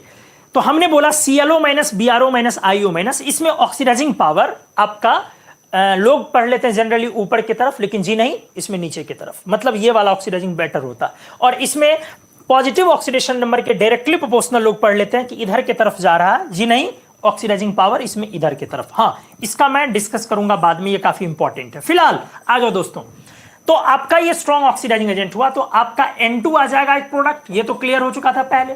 अब रहा इसका रिडक्शन। तो ये हेलेट्स वगैरह जब भी आए ना, पर हेलेट्स, हेलाइट्स, तो उसका ना आप हेलोजन बना दीजिए और ऑक्सीजन बना दीजिए। स्ट्रांगली हिट करते हैं, किस केस में आया, 1 के 2, 1 स्ट्रॉन्ग ऑक्सीडाइजिंग एजेंट। स्ट्रांगली जब आप इसको हिट करेंगे ना, ठीक है, तो हमने क्या बोला, हेलोजन तैयार कर दें आप और ऑक्सीजन तैयार कर दें, और वाटर तो होगा ही। इधर वाला पार्ट को तोड़ के, जैसे वो ClO2 बनता है बेसिकली, पहले जो है वाया ClO2 होता है। अगर आप ज्यादा डेप्थ में जानना चाहते हैं तो जान लें, वाया ClO2 होता है। फिर आपका कंटिन्यूअस अगर आप हीट करते रहेंगे तो ClO2 डिकम्पोज करके Cl2 प्लस O2 में आ जाएगा। क्लियर है? तो चलो सर, और कोई एग्जांपल, मान लो ना आप NH4IO3 ले लो। इस बार हमने क्या लिया अनायन के तौर पर, IO3 minus. IO3 minus is iodate. Iodate लिया हमने, क्या बोला, स्ट्रॉन्ग ऑक्सीडाइजिंग एजेंट लो इन लोगों को। तो किस केस में आ गया दोस्त, 1 या 2? सर क्लियर है, 1 में स्ट्रांगली हिट करो। तो हमने क्या बोला कि ये जो अब इसका आएगा वो हेलोजन बना लो, ऑक्सीजन बना लो। सर अब समझ में आ गया, N2 plus I2 plus O2 plus H2O। बहुत आसान कर दिया हमने। सर और कोई एग्जांपल ले लो, चलो मैं देता हूं, NH4 होल टू HPO4। ध्यान से, हमने ये ले लिया। फिर यहां पर फॉस्फेट क्यों नहीं लिया? आप फॉस्फेट ले सकते हैं, बट बैलेंसिंग की वजह से हमने ऐसा लिया, HPO4 माइनस, मोनोहाइड्रोजन फॉस्फेट जिसको बोलते हैं। तो आप PO4 ट्रिपल माइनस लें, या फिर H2PO4 माइनस लें, या फिर HPO4 ट्रिपल माइनस ले, सॉरी डबल माइनस ले। चाहे आप फॉस्फेट लें या डाइहाइड्रोजन फॉस्फेट लें, या आप मोनोहाइड्रोजन फॉस्फेट बायफॉस्फेट लें, आप कुछ भी ले, ये सारे के सारे में फास्फोरस +5 में है, ध्यान से। और फास्फोरस 5A ग्रुप का है, इसका मतलब ये ऑक्सीडाइजिंग एजेंट तो है, बट ये सारे के सारे कैसे ऑक्सीडाइजिंग एजेंट है दोस्त, हमने उस लिस्ट में मेंशन नहीं किया। कौन सा list? Nitrate, nitrite, dichromate, permanganate, halates, halites, उस लिस्ट में मेंशन नहीं किया है। इसका मतलब है दोस्त ये सारे के सारे वीक ऑक्सीडाइजिंग एजेंट हैं। क्लियर हो गई होंगी चीजें? और जब ये वीक ऑक्सीडाइजिंग एजेंट है तो 1 में आएगा या 2 में? सर बहुत क्लियर है, 2 में आएगा। हिट करो तो सर क्या आएगा? अमोनिया आएगा, और प्लस आपका H3PO4। आप याद करो, हमने पढ़ाया है दोस्त, जब आप इसको हिट करते हो तो पहला स्टेप H4P2O7, फिर अगला स्टेप HPO3, और लास्ट स्टेप एनहाइड्राइड में टूटता है, हमने डिस्कस कर दिया था। मतलब ये फाइनली एनहाइड्राइड P2O5 बनाएगा। तो सर यहां पर इसका मतलब P2O5 बनेगा डेफिनेटली सॉलिड और प्लस वाटर, अगर बैलेंसिंग के लिए वाटर देखना है बस। तो उम्मीद है आप अच्छे से चीजों को अब समझ पाए होंगे। हमने बहुत क्लियर किया, बहुत सारे एग्जांपल्स लिए। अगले पेज में और कुछ एग्जांपल लेता हूं मैं, अभी पिक्चर बाकी है पूरी की पूरी। बस बने रहें वीडियो पर और बताएं समझ में आया या नहीं प्लीज।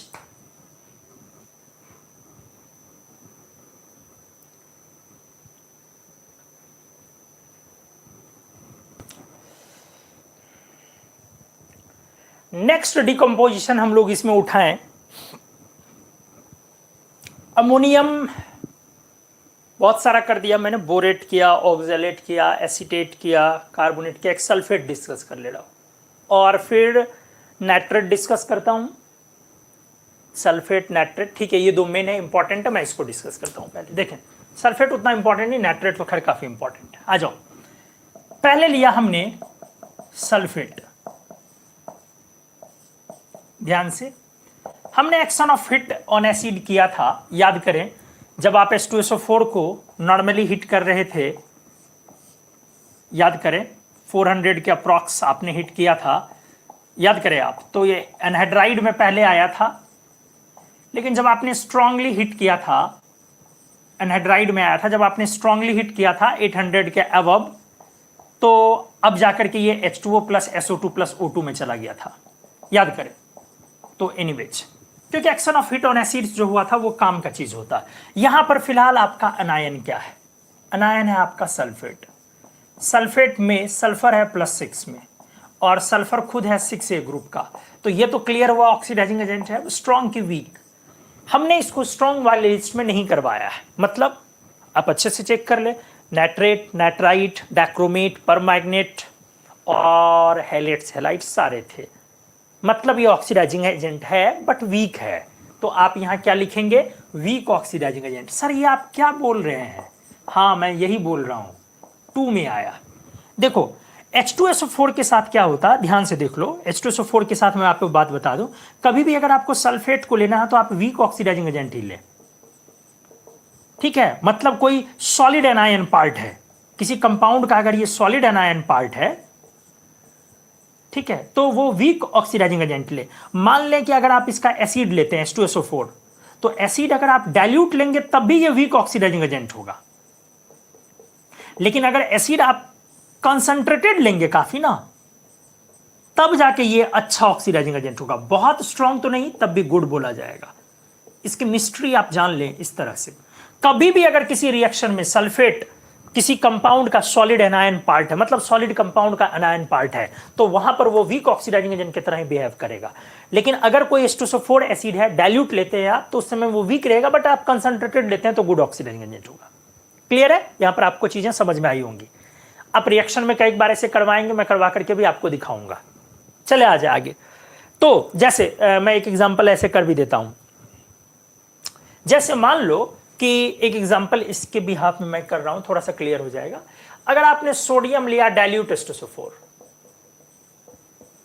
यहां पर डिस्प्लेसमेंट रिएक्शन है, ये एक डिस्प्लेसमेंट रिएक्शन है, मतलब सोडियम मोर रिएक्टिव है तो ये हाइड्रोजन को डिस्प्लेस करेगा, इसलिए हाइड्रोजन प्लस Na2SO4 बनेगा। क्लियर है?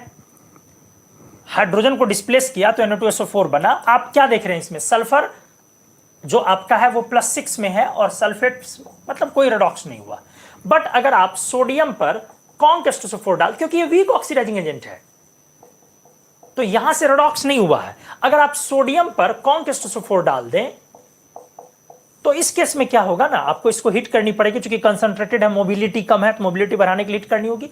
अब ये गुड ऑक्सीडाइजिंग एजेंट है, और हमने तो आपको पढ़ाया है कि sodium strong reducing agent metal है, ये स्ट्रॉन्ग रिड्यूसिंग एजेंट मेटल है।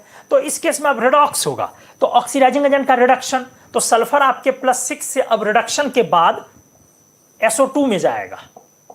कुछ समझ में आया? और प्लस सोडियम तो स्टेबलाइज होगा, एनायन से Na2SO4 बना ही, प्लस वाटर।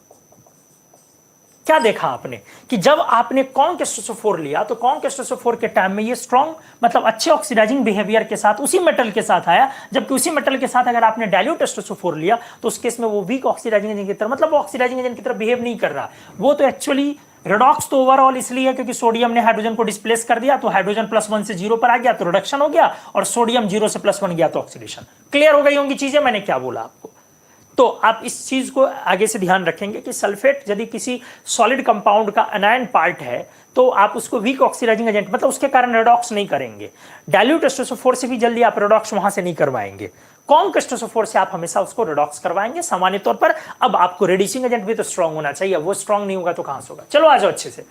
तो यहां पे क्या बनेगा सर? यहां पर बनेगा, अगर आपने लो टेम्परेचर लिया तो ammonia plus H2O plus SO3, अगर आपने लो टेम्परेचर लिया, क्लियर हो गई होंगी चीजें। और अगर आपने हाई लिया तो फिर वो फर्दर टूटेगा, ammonia plus H2O plus SO2 plus O2। H2O क्या लिखना? नहीं लिखना, क्लियर हो गई हुई चीजें, वो बैलेंसिंग के लिए मैं H2O देख रहा हूं। तो चलो आ जाओ, ये भी हमने एक डिस्कस किया, बड़ा अच्छा एग्जांपल। अब मैं लेता हूं, आपको दिखाता हूं NH4NO3, अच्छे से, अमोनियम नाइट्रेट,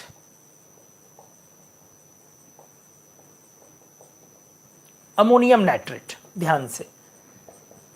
अब क्या है पॉइंट, इस बार आपका अनायन क्या है, नाइट्रेट, नाइट्रेट कैसा, स्ट्रॉन्ग ऑक्सीडाइजिंग एजेंट। वहीं पर नाइट्रिक एसिड का जो मामला होता है ना दोस्त, आप डाइल्यूट नाइट्रिक ले तब भी अच्छा ऑक्सीडाइजिंग एजेंट होता है, गुड ऑक्सीडाइजिंग एजेंट। आप कॉन्क नाइट्रिक ले तब तो बहुत स्ट्रॉन्ग होता है, वेरी स्ट्रॉन्ग ऑक्सीडाइजिंग एजेंट। और अगर आप किसी एनायन का नाइट्रेट, आप नाइट्रेट सॉलिड एनायन पार्ट लेते हैं, तब भी ये अच्छा ऑक्सीडाइजिंग एजेंट है, तब भी ये गुड ऑक्सीडाइजिंग एजेंट है। मतलब कहने का नाइट्रेट नाइट्रिक जो वो हर हाल में अच्छे ऑक्सीडाइजिंग की तरफ बिहेव करेगा, लेकिन सल्फेट के साथ ये सिचुएशन नहीं है। हमने क्लियर किया, डिफरेंशिएट किया, आगे इसके रिएक्शंस भर भर के आएंगे। तो चलो आ जाओ, फिलहाल हमने बोला 1 या 2 में, तो सर 1 में, मतलब रेडॉक्स चेंज। अब रेडॉक्स चेंज में जो इसका प्रोडक्ट आप लिखेंगे, ध्यान से, यहां से तो -3 से आपने N2 बना दिया। अब यहां पर ऑक्सीडेशन स्टेट कितना है, +5। ध्यान से सुनेंगे, आपके हिसाब से N2 बनेगा। अब क्या है पॉइंट, एक्चुअली इस रिएक्शन में N2 ना लिख करके हम लोग प्रोडक्ट N2O लिख रहे हैं, N2O + H2O, नाइट्रस ऑक्साइड। ध्यान से, नाइट्रस ऑक्साइड में नाइट्रोजन +1 में है, नाइट्रस ऑक्साइड में नाइट्रोजन +1 में। सर N2 क्यों नहीं बनाया, मैं बनाऊंगा, मैं ऐसा नहीं कह रहा हूं, मैंने तो लेक्चर के शुरू में ही बोला था कि N2 बनेगा।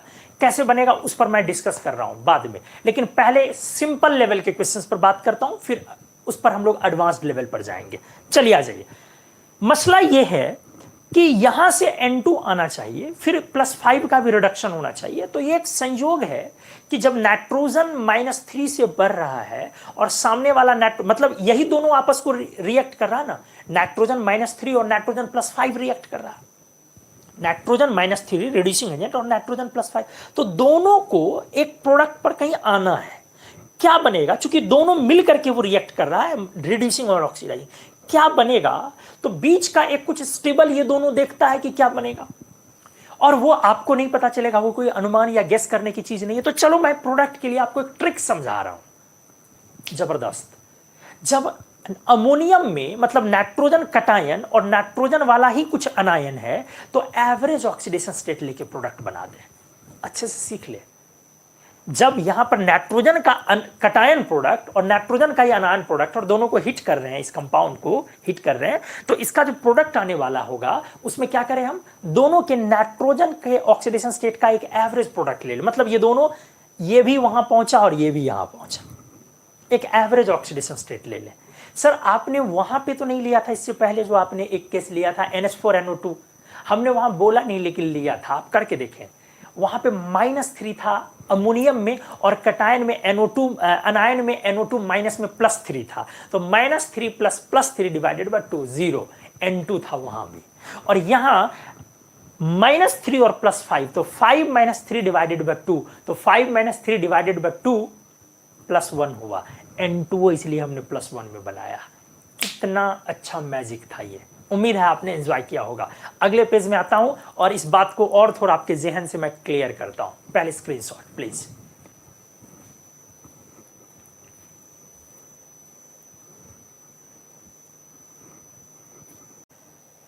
तो आइए दोस्त, हम लोग इस पेज में अब वो अमोनियम नाइट्रेट वाले मसले को एक बार फिर से क्लियर करते हैं। ध्यान से अच्छे से देखें प्लीज। हमने बोला आपको अमोनियम नाइट्राइट आपने लिया, हमने बोला -3 और +3 का मामला था, हमने बोला दोनों नाइट्रोजन है, तो आपस में ये रिड्यूसिंग एजेंट और ऑक्सीडाइजिंग एजेंट का रिडक्शन है। हमने बोला कि आप एक ट्रिक इस्तेमाल कीजिए, एवरेज ऑक्सीडेशन स्टेट रूल। ये ट्रिक है, कोई मेथड नहीं है। तो हमने इसीलिए -3 जो +3 डिवाइडेड बाय 2, हमने 0 में एक प्रोडक्ट लिया N2+H2। ठीक है, चलो आ जाओ आगे। पॉइंट ये है, अगर NH4NO3 ले लिया, ठीक है, तो यहां भी -3 और यहां +5। अच्छे से देखें, once again reducing agent plus oxidising agent का मामला है। तो ये हमने बोला एवरेज ऑक्सीडेशन स्टेट रूल लेना है। दोनों नाइट्रोजन वाला कैटायन एनायन है, तो सर नाइट्रोजन इक्वल्स टू, इसलिए -3 + 5 डिवाइडेड बाय 2 इक्वल्स टू +1। तो आपका product becomes N2+H2। Once again आ गई है, कुछ एडवांस लेवल की भी बातें होती चली जाए साथ में। N2H5NO2, what is this? What is this? This is hydrazinium nitrite. Point अच्छे से देखिए, हाइड्राजीनियम नाइट्राइट। सर ये क्या क्या है, देख ले अच्छे से। नाइट्राइट मैं क्लियर कर देता हूं। जैसे आपका NH3 है, तो अमोनिया आप बोलते हैं। आपने जब इसमें H+ ऐड किया तो NH4+ को आपने क्या बोला दोस्त? सर हमने इसको अमोनियम बोला। बहुत क्लियर है। तो इसी का ना डायमर प्रोडक्ट है N2H4, इसी का डायमर प्रोडक्ट है N2H4। अमोनिया का ही डायमेरिक प्रोडक्ट है, डायमेरिक प्रोडक्ट है। तो आप इसको क्या बोलते हैं? हाइड्राजीन बोलते हैं ना। NN, बस एक हाइड्रोजन हट गया, चूंकि आपका बाकी सब कुछ वैसे ही रह गया, लोन पेयर भी एज इट इज है आपका। तो हाइड्राजीन आप इसको बोलते हैं इस कंपाउंड को। तो फिर आपने जब H+ ऐड किया तो N2H5+ आया, इसलिए इस कैटायन का एक हमने प्यारा सा नाम दिया हाइड्राजीनियम। तो actually this is just like the ammonium. Hydrazinium is just like the ammonium. ये भी आपका स्ट्रॉन्ग रिड्यूसिंग एजेंट है, ये भी आपका स्ट्रॉन्ग रिड्यूसिंग एजेंट है, और इनफैक्ट काफी अच्छा है दोनों। ये भी आपका रिड्यूसिंग एजेंट, ये भी स्ट्रॉन्ग, चूंकि वही तो है, सेंट्रल एटम हाइड्रोजन अभी भी है, ये भी आपका स्ट्रॉन्ग रिड्यूसिंग एजेंट है। अब तो आपकी चीजें बहुत हद तक क्लियर होती होंगी। आ जाइए, अच्छे से बने रहे वीडियो पर, देखते रहे। तो हमने दिया है दोस्त आपको हाइड्राजीनियम नाइट्राइट को हिट करने का। ऑक्सीडेशन स्टेट देख लें, N2H5+, यही है ना। 2x + 5 equals to +1, 2x equals to -4, x equals to -2। ये -2 में आ गया। और यहां पे देख लें +3, सही है। तो हमने बोला कि जब दोनों तरफ नाइट्रोजन वाला, देखो देखो मैजिक और लॉजिक, मैजिक और लॉजिक दोनों है इसमें। तो हमने बोला 1 या 2, सर 1 रिडॉक्स चेंज में जाएगा। हमने बोला कि एवरेज रूल ले लो, तो average oxidation state of nitrogen लोगे, कितना लोगे सर? -2, sir +3 divided by 2 +1/2। मैं बोलूंगा एवरेज लेने नहीं आया। सर कैसे नहीं आया? -2 + 3, सर +1 डिवाइडेड बाय 2 है। एवरेज ऐसे थोड़ी ना लेते हैं, बदमाश, नॉनसेंस। दैट -2 कितने नाइट्रोजन है? -2 वाले 2, देख अच्छे से। और +3 वाले कितने हैं? सर सिर्फ एक। टोटल कितने नाइट्रोजन है? 3। तो एवरेज -4 + 3 -1 डिवाइडेड बाय 3 -1/3। नाइट्रोजन -3 में बनाएगा। नाइट्रोजन -3 में एक ही चीज बना सकता है दोस्त, hydrazoic acid. Magic magic magic, -1/3। Nitrogen -1/3 में एक ही चीज बना सकता है, हाइड्राजोइक एसिड, है ना। +1 -1 तो -1/3। कैसा लगा ये लॉजिक, कैसा लगा ये मैजिक, बताया मेरे को। तो इस तरह से हमने बहुत सारे रिएक्शंस इसमें किए हैं, बहुत कुछ हमने डिस्कस किया है। अमोनियम सॉल्ट का हमने डिकम्पोजिशन, ताबड़तोड़ एग्जांपल्स हमने लिए हैं।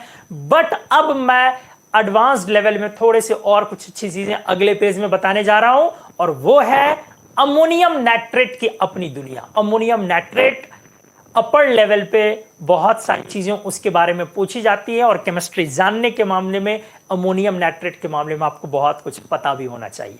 तो अगला पेज हम लोग अमोनियम नाइट्रेट को डेडिकेट करते हैं, और अमोनियम सॉल्ट का डिकम्पोजिशन यहीं तक था। अगला पेज हम लोग अमोनियम नाइट्रेट स्टार्ट करते हैं। तो बताया मेरे को कैसा रहा, समझ में आया अच्छे से या नहीं? ये मैजिक लॉजिक का कॉम्बिनेशन रिड्यूसिंग ऑक्सीडाइजिंग की तरह कैसा आपको फील दिया? थैंक यू, जल्दी से नोट करें।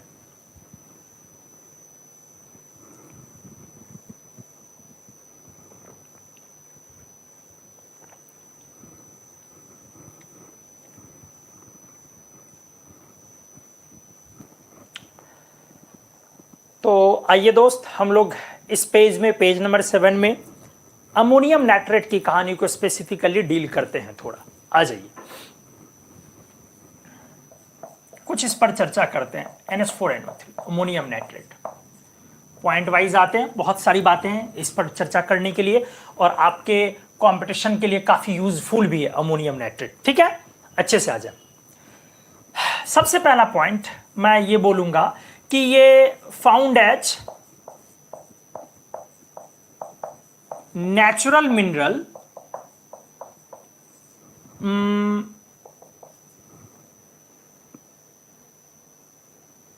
नाइट्रामाइट बोलते हैं उसको, नाइट्रामाइट, और फॉर्मूला है इसका अमोनियम पोटेशियम नाइट्रेट। क्या बोलते हैं इसको सर? क्या बोला आपने?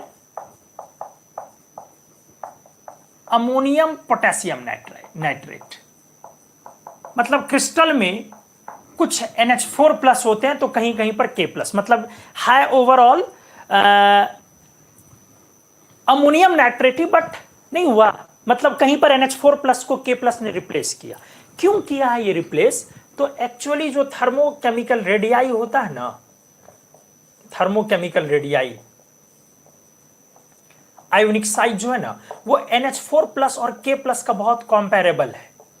इसीलिए जो इसका नेचुरल मिनरल है नाइट्रामाइट, या वीबाबाइट भी बोलते हैं इसको हम लोग, और वीबाइट भी बोलते हैं, ये भी बोलते हैं हम लोग। ठीक है, तो छोड़ो, इससे कोई मतलब नहीं है, हटाओ, आप वही रखो ध्यान में। नाइट्रामाइट NH4KNO3 हमने लिखा। और ये एक बड़ी काम की चीज हमने बताई आपको कि जो थर्मोकेमिकल रेडिया है एक्चुअली वो किसका, अमोनियम का और पोटेशियम का काफी क्लोज होता है। इस वजह से इसके क्रिस्टल में NH4 प्लस की जगह कहीं कहीं पर K प्लस भी नजर आ सकते हैं आपको। ठीक है, ठीक से देख लो, अच्छे से देख लो। तो ये चलो ये, और लैब में तो आप जानते हो, लैब मेथड में तो बहुत सारी चीजें हो सकती हैं। जैसे लैब में डायरेक्ट रिएक्शन तो ये चलता है, HNO3 प्लस NH3 का रिएक्शन, इससे भी बनता है, कैल्शियम नाइट्रेट से भी बनता है। लैब मेथड में तो बहुत सारा हो सकता है, लेकिन नेचुरल मिनरल ऐसे है। सबसे पहला पॉइंट। अगला पॉइंट आ जाओ, ये एक ग्रे व्हाइट सॉलिड है, ग्रे व्हाइट आयोनिक और क्रिस्टलाइन सॉलिड है। अच्छे से दोस्त एक एक पॉइंट को अच्छे से समझे। मैंने बोला कि ये ग्रे व्हाइट, ठीक है, वो कोई बड़ा मसला नहीं है, बट हमने बोला ये क्रिस्टलाइन सॉलिड है। मतलब यहां से आपकी ये चीजें क्लियर हो गई होंगी। किसी ने कुछ देर पहले पूछा था कि सर कोवेलेंट है कि आयोनिक है, तो जी हाँ, क्लियर है, क्रिस्टलाइन सॉलिड हमने लिखा वो आयोनिक है, NH4 प्लस और NO3 माइनस के बीच का। तो क्रिस्टल स्ट्रक्चर क्या है?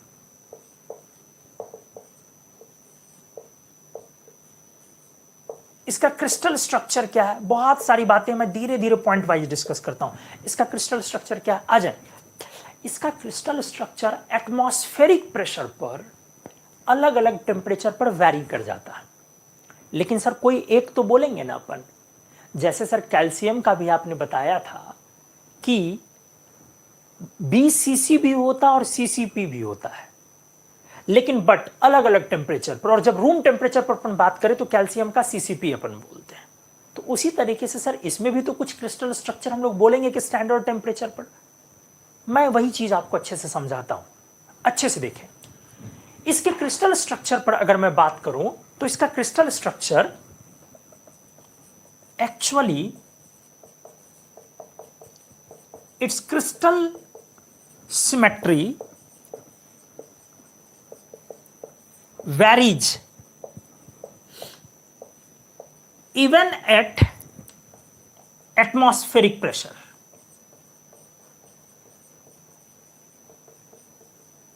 on different temperature। बस टेम्परेचर डिफरेंट हो तो एटमॉस्फेरिक प्रेशर पर भी इसका क्रिस्टल स्ट्रक्चर वैरी करता है। सर अच्छे से चीज को बता दें और क्लियर हो जाए अगर तो बढ़िया, डेफिनेटली मैं बताता हूं। यहां पे देखो, मैं एक टेम्परेचर लिखता हूं और यहां पे मैं लिखता हूं स्ट्रक्चर के बारे में बात कर रहा हूं। देखो -16.8, अच्छे से देखो मैं क्या कह रहा हूं, -16.8 -16.8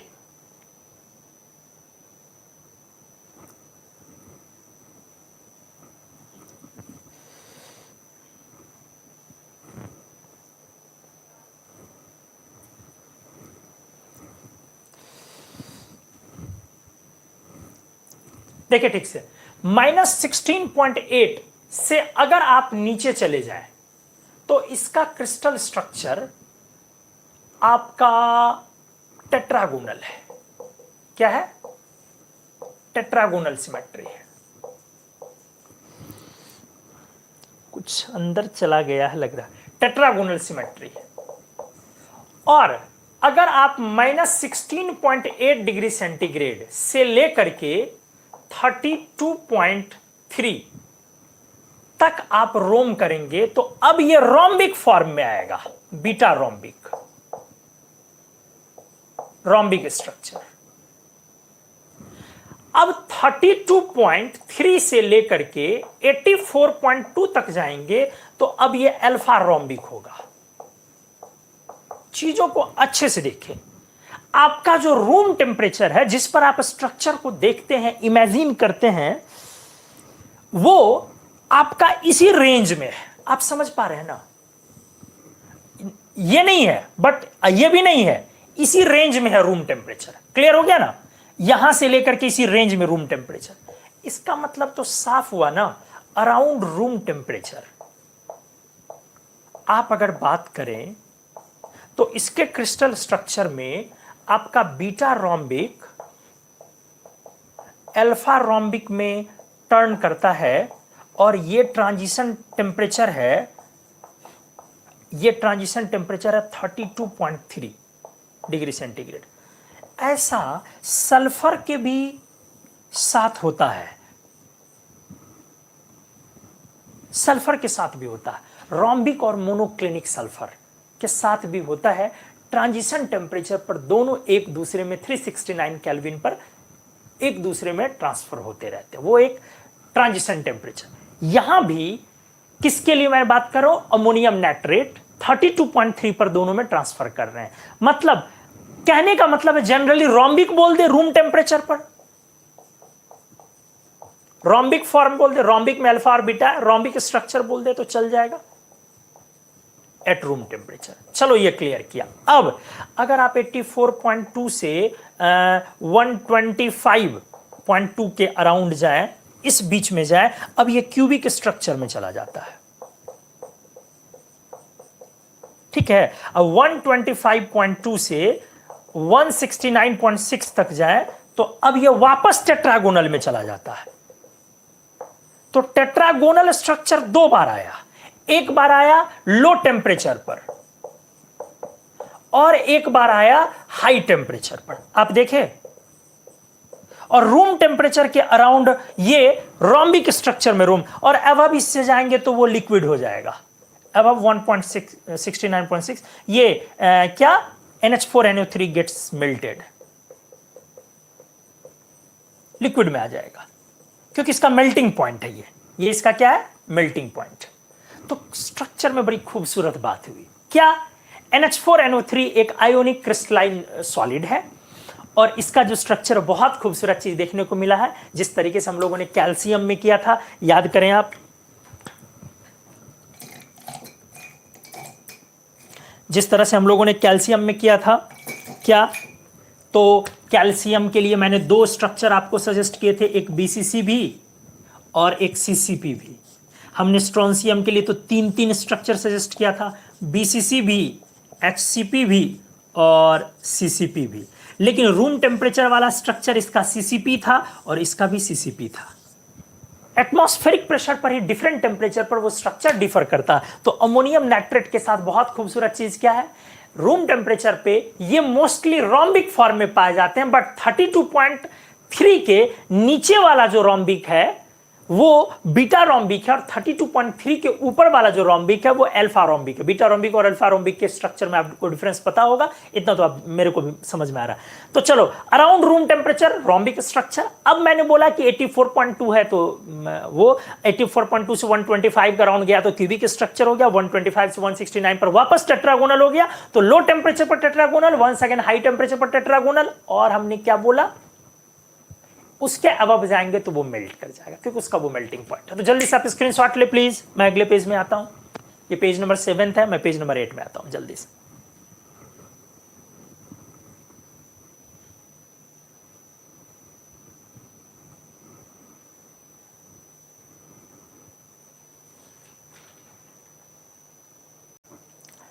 तो चलिए पेज नंबर 8 में हम लोग अब यहां से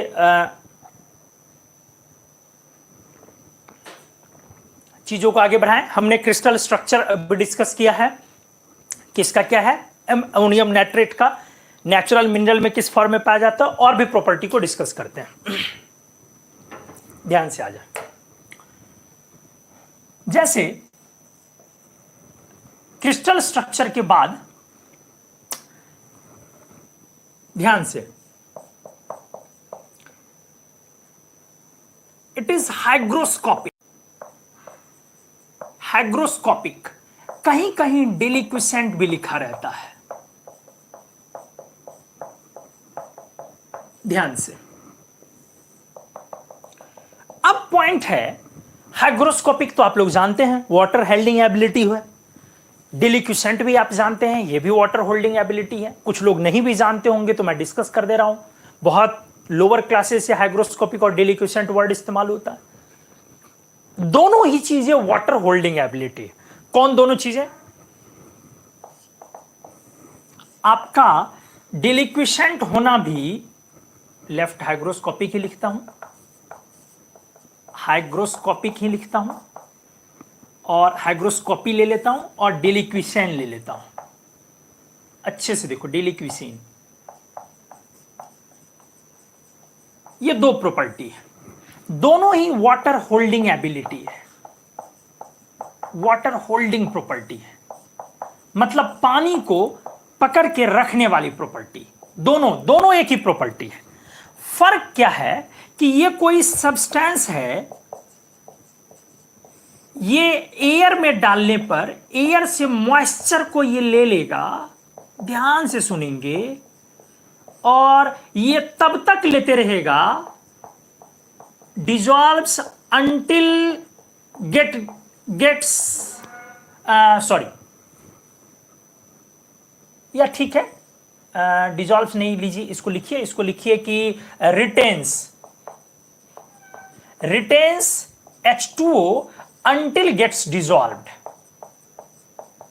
क्या बोला मैंने? अच्छे से देखो, जो भी सब्सटेंस डिलिक्विसेंट आप लिखते हैं ये भी एटमॉस्फेयर से मॉइस्चर को लेगा, और मॉइस्चर को लेकर के वो अगर कम मॉइस्चर एटमॉस्फेयर में तो उसको ठीक है ड्राई कर लेगा, रखे रहेगा, बट अगर एटमॉस्फेयर में ज्यादा मॉइस्चर है तो उसको अल्टीमेटली उसमें वो घुल जाएगा, उसको घुलना पड़ जाएगा, मतलब वो डिसॉल्व कर जाएगा, ये सॉल्यूशन में कन्वर्ट हो जाएगा।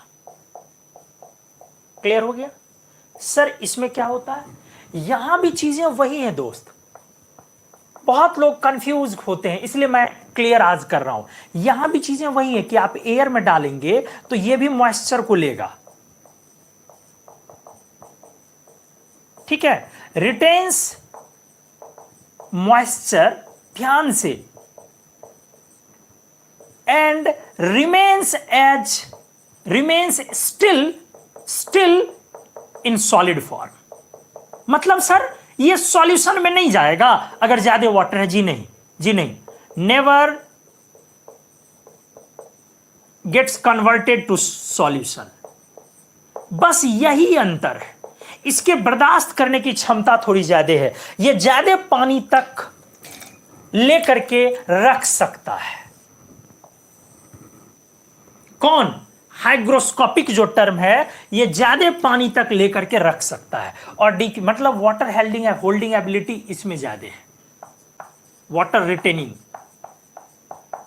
क्योंकि रिटेन करने का मतलब क्या है, हम सॉलिड है तो भाई सॉलिड में रिटेन करके रखे, ये कम रहेगा तो सॉलिड रहेगा, ज्यादा हो जाएगा तो गीला हो जाएगा। नमक NaCl, ध्यान से सुने, NaCl डिलिक्विसेंट है, ठीक है, बट नमक जो हमारा टेबल सॉल्ट उसमें MgCl2 होता है। MgCl2 एक्चुअली डिलिक्विसेंट नेचर का है, और वो ज्यादा बर्दाश्त नहीं कर पाया, पानी लिया और डिसॉल्व कर गया, इसलिए आपका नमक गीला हो जाता है MgCl2 की वजह से। लेकिन अगर सिर्फ प्योर NaCl को देखें तो वो डिलिक्विशन, वो हाइग्रोस्कोपिक नेचर का फिर है। डिलिक्विशन भी बोलते, चीजें दोनों एक ही है, बस ये क्या है ना, यहां पर हम लोग तब इस्तेमाल करते हैं टर्म जब मतलब सॉल्यूशन में कन्वर्ट वो नहीं होता है, तो उस तरह मतलब ज्यादा वाटर को रिटेन करने की जो क्षमता होती है वो हाइग्रोस्कोपिक हो गया। जैसे Na2CO3.10H2O, तो सोडियम कार्बोनेट के एक आयन ने, एक मॉलिक्यूल मतलब एक Na+ और कार्बोनेट ने मिलकर 10-10 एवरेज वाटर मॉलिक्यूल को होल्ड करके रखा, सोचो वो डिसॉल्व नहीं किया। ठीक है, तो क्लियर हो गई वो चीजें। दोनों एक ही चीज है ऑलमोस्ट भी, तो इट इज हाइग्रोस्कोप। और ये जो हाइग्रोस्कोपी है ना, जानते हैं बहुत सारा स्कोपी होता है, ये कोई इमेजिंग नहीं है, ये इमेजिंग या क्या होता है उसको व्यूइंग बोल लो, व्यूइंग टेक्निक नहीं है, ये नहीं है ना, बिल्कुल नहीं है। ये मतलब क्या है, मैंने क्या बोला, जैसे आप स्पेक्ट्रोस्कोपी बोलते हो, एनएमआर एमएमआर वगैरह कुछ कुछ, स्कोपी वर्ड जब भी लगता है तो वो इमेजिंग है, इमेजिंग, समझ रहे हैं हम। तो वो इमेजिंग या व्यूइंग, स्ट्रक्चर को व्यू करने का वो तरीका है। तो हाइग्रोस्कोपी एक ऐसा स्कोपी है जो ये नहीं है। एक्चुअली इसका नाम कहां से आया ना, 1790 में इसको ह्यूमिडिटी लेवल को चेक करने के लिए जो टेक्निक हुआ, उसको हाइग्रोस्कोपी नाम दिया गया। ह्यूमिडिटी कि वाटर कितना है एटमॉस्फेयर में, तो उसके लिए, या किसी भी चीज में ह्यूमिडिटी का लेवल क्या, कोई खाने पीने की चीज या कोई भी चीज में, तो 1790 में 1790 में उसके लिए एक चीज बना, क्या, हाइग्रोस्कोप तैयार किया गया। तो वहीं से अब नाम आगे बढ़ गया वो हाइग्रोस्कोपिक। क्लियर हो गया होगा चीज। तो ये कोई इमेजिंग या व्यूइंग टेक्निक नहीं है, और 1790 में ये डेवलप हुआ ह्यूमिडिटी को चेक करने के लिए, इसलिए ये आ गया। तो चलिए एनीवेज हमने ये किया। तो ये जो सॉलिड है वो हाइग्रोस्कोपिक है, एक डिलिक्विसेंट भी कह सकते हैं, लेकिन मेनली हाइग्रोस्कोपिक बोलेंगे। मतलब ये आपका, ध्यान से, हाइग्रोस्कोपिक वाटर ले सकता है, स्टिल बड़ी अच्छी बात मैं बोलता हूं, it does not form hydrate. क्या मैजिक है यार, क्या मैजिक है। ये अपने आयंस के बीच अमोनियम और नाइट्रेट की पैकिंग इतनी अच्छी है, ये अपने आयंस के बीच वाटर का हाइड्रेट वाला फॉर्मूला, जबकि हाइग्रोस्कोपिक है। मतलब आप सोडियम कार्बोनेट भी हाइग्रोस्कोपिक है, तो सोडियम कार्बोनेट में अप टू Na2CO3 10H2O आप लिख लेते हैं, लेकिन अमोनियम नाइट्रेट में आप कोई भी NH4NO3.XH2O जो लिखोगे, ऐसा नहीं होता है, ये नहीं हो सकता, ये हाइड्रेट फॉर्म नहीं करता है। इसके पीछे की जो लॉजिक है वो इसके सॉलिबिलिटी से रिलेटेड है। तो चलिए आइए, क्या सॉलिबिलिटी से, इसको पानी मिलेगा और ये हाईली सॉल्युबल है, वो इंडोथर्मिक इसकी सॉलिबिलिटी होती है। मैं डिस्कस कर रहा हूं, अच्छे से आ जाए। तो ये पॉइंट मैंने क्या लिखा दोस्त, ये हाइग्रोस्कोपिक है, लेकिन ये कोई भी हाइड्रेट का फॉर्मेशन नहीं करता है। आ जाए अगले पॉइंट पर, मैं आपको ले आ रहा हूं। NH4NO3 is highly water soluble. NH4NO3 is highly water soluble, काफी ज्यादा वाटर सॉल्युबल है, लेकिन दोस्त इसकी सॉल्युबिलिटी जो है वो इंडोथर्मिक सॉल्युबिलिटी है। सर इंडोथर्मिक सॉल्युबिलिटी मींस, आप समझ रहे हैं, इंडोथर्मिक सॉल्युबिलिटी मींस आप समझ तो रहे होंगे, इसका डेल्टा H सॉल्यूशन पॉजिटिव होगा, लेकिन हाईली सॉल्युबल है, इसीलिए इसका डेल्टा G सॉल्यूशन नेगेटिव होगा। क्लियर है? आपको तो हमने बताया ही है, हाईली सॉल्युबल है मतलब delta G solution room temperature पर इसका नेगेटिव है, लेकिन इंडोथर्मिक सॉल्युबिलिटी है मतलब डेल्टा H सॉल्यूशन पॉजिटिव है। जरा चीजों को अच्छे से समझे, मैं क्या बोलने जा रहा हूं, अच्छे से इत्मीनान से सीखें। बहुत इंपॉर्टेंट और बड़ी बड़ी बातें यहां पर डिस्कस हो रही। एक्चुअली जो आप सॉल्युबिलिटी के लिए तकनीक लगाते हैं, सॉल्युबल सब्सटेंसेस आपका कब होगा, जब आपका डेल्टा G सॉल्यूशन नेगेटिव हो, मतलब delta H solution, ionic compound के लिए हम लोग डिस्कस कर रहे हैं, डेल्टा H सॉल्यूशन और -T डेल्टा S, ये नेगेटिव हो आपका, तभी ना। तो अब इसमें जो डेल्टा H सॉल्यूशन है आपका, वो तो लैटिस एनर्जी और हाइड्रेशन एनर्जी का सम है, सही है। तो आप जनरली बोलते हैं कि हाइड्रेशन लैटिस से ज्यादा हो तो सामान्य तौर पर सॉल्युबल, अगर एंट्रोपी चेंज को आप इग्नोर करते हैं, यही आपका डेल्टा H सॉल्यूशन है। तो अमोनियम नाइट्रेट के केस में कहानी क्या है, ध्यान से, इसका लैटिस एनर्जी देखें, इसका लैटिस एनर्जी और इसका हाइड्रेशन एनर्जी, हाइड्रेशन है इसका 155.5 और किलो कैलोरी पर मोल मैंने लिया है यहां पर फिलहाल, और ये है लैटिस है इसकी 169.2 किलो कैलोरी पर मोल। तो अब यहां से दोस्त स्पष्ट है कि आप जब heat of solution, enthalpy of solution लेंगे तो वो पॉजिटिव है। बहुत क्लियर है। जब आप इसका इंथैल्पी ऑफ सॉल्यूशन लेंगे 169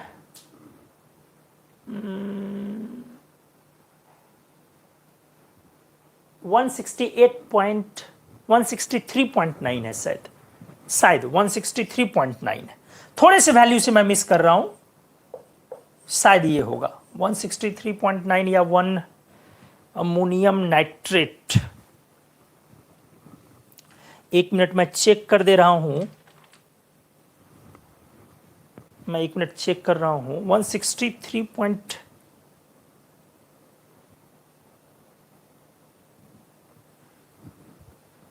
डाटा ये ना हो जाए।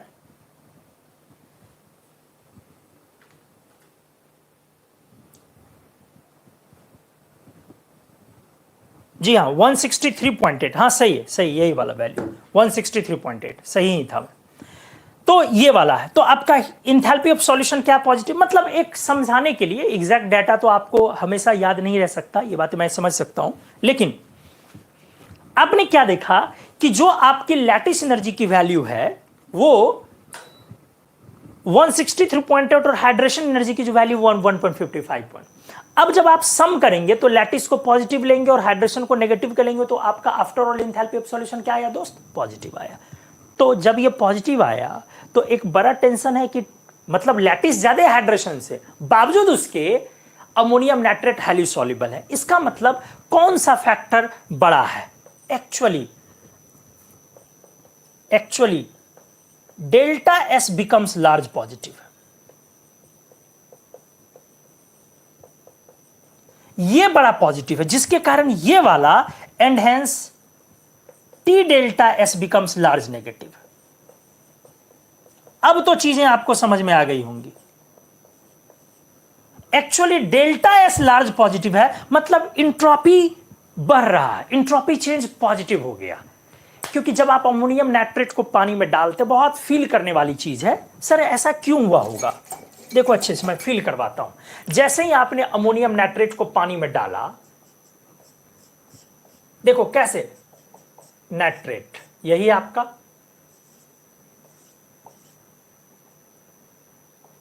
ठीक है, और यहां पर हाइड्रोजन है आपका। देखो इस पर वाटर का नेगेटिव डायपोल अटैक कर दिया, वाटर का नेगेटिव डायपोल अटैक कर दिया, वाटर का नेगेटिव डायपोल अटैक कर दिया, वाटर का नेगेटिव डायपोल अटैक कर दिया, वाटर का पॉजिटिव डायपोल अटैक कर दिया, वाटर का पॉजिटिव डायपोल अटैक कर दिया, वाटर का पॉजिटिव डायपोल अटैक कर दिया। आप समझ पा रहे हैं? जैसे ही हमने अमोनियम नाइट्रेट को पानी में डाला कि खलबली मच गई, खलबली मच गई। अमोनियम ने भी ढेर सारे वाटर को खींचना शुरू किया और नाइट्रेट ने भी ढेर सारे वाटर, मतलब जो वाटर में मूवमेंट है all of sudden, randomness water में सॉल्यूशन में बढ़ गया। इसीलिए ऑल ऑफ सडन आपका इंट्रोपी चेंज वो लार्ज पॉजिटिव हो गया, काफी बढ़ गया। इंट्रोपी बढ़ गया तो इंट्रोपी चेंज आपका लार्ज पॉजिटिव हो गया। इसके लार्ज पॉजिटिव होने की वजह से जब आप इसमें रूम टेम्परेचर पे ही काम कर रहे हैं, 27 पे ही काम कर रहे हैं, तो 300 से जब आप इसको मल्टीप्लाई कर रहे हैं तो ये वाली वैल्यू काफी बड़ी नेगेटिव हो गई और आपकी लैटिस हाइड्रेशन से ज्यादा होने के बावजूद आपका अमोनियम नाइट्रेट काफी ज्यादा सॉल्युबल हो गया। आपको समझ में आया होगा कि क्यों ये हाइड्रेट नहीं बना पाता है। तो अमोनियम नाइट्रेट हाईली सॉल्युबल है, जबकि इसकी इंडोथर्मिक सॉल्युबिलिटी है। क्यों इंडोथर्मिक सॉल्युबिलिटी है? क्योंकि इसका इंथैल्पी ऑफ सॉल्यूशन पॉजिटिव है। इंथैल्पी ऑफ सॉल्यूशन क्यों पॉजिटिव है? क्योंकि प्रैक्टिकली इसका लैटिस एनर्जी इसके हाइड्रेशन एनर्जी से ज्यादा है। आपको ये चीजें समझ में आई होंगी। तो आप जल्दी से इस मजेदार पेज का स्क्रीनशॉट ले। अगला पेज एक आखिरी पेज के तौर पे हम लोग डिस्कस करने जा रहे हैं। बहुत बढ़िया क्लास आज हम लोगों ने बनाया है। उम्मीद आपको समझ में आई होंगी चीजें और मजा भी आया होगा। एक बार मेरे को बताएं भी चीजें क्लियर हो रही या नहीं प्लीज, और स्क्रीनशॉट भी ले प्लीज।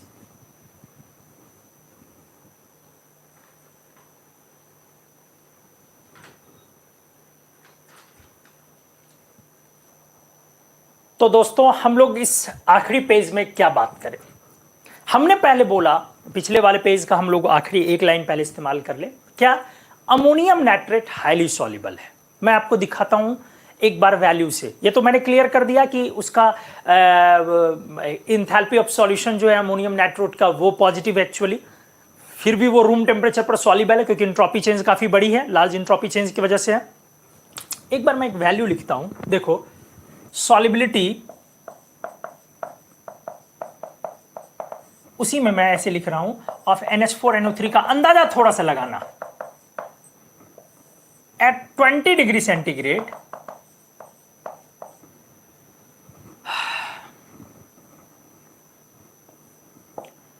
155.5 ग्राम पर 100 ml। जरा देखो कितना सॉल्युबल है यार।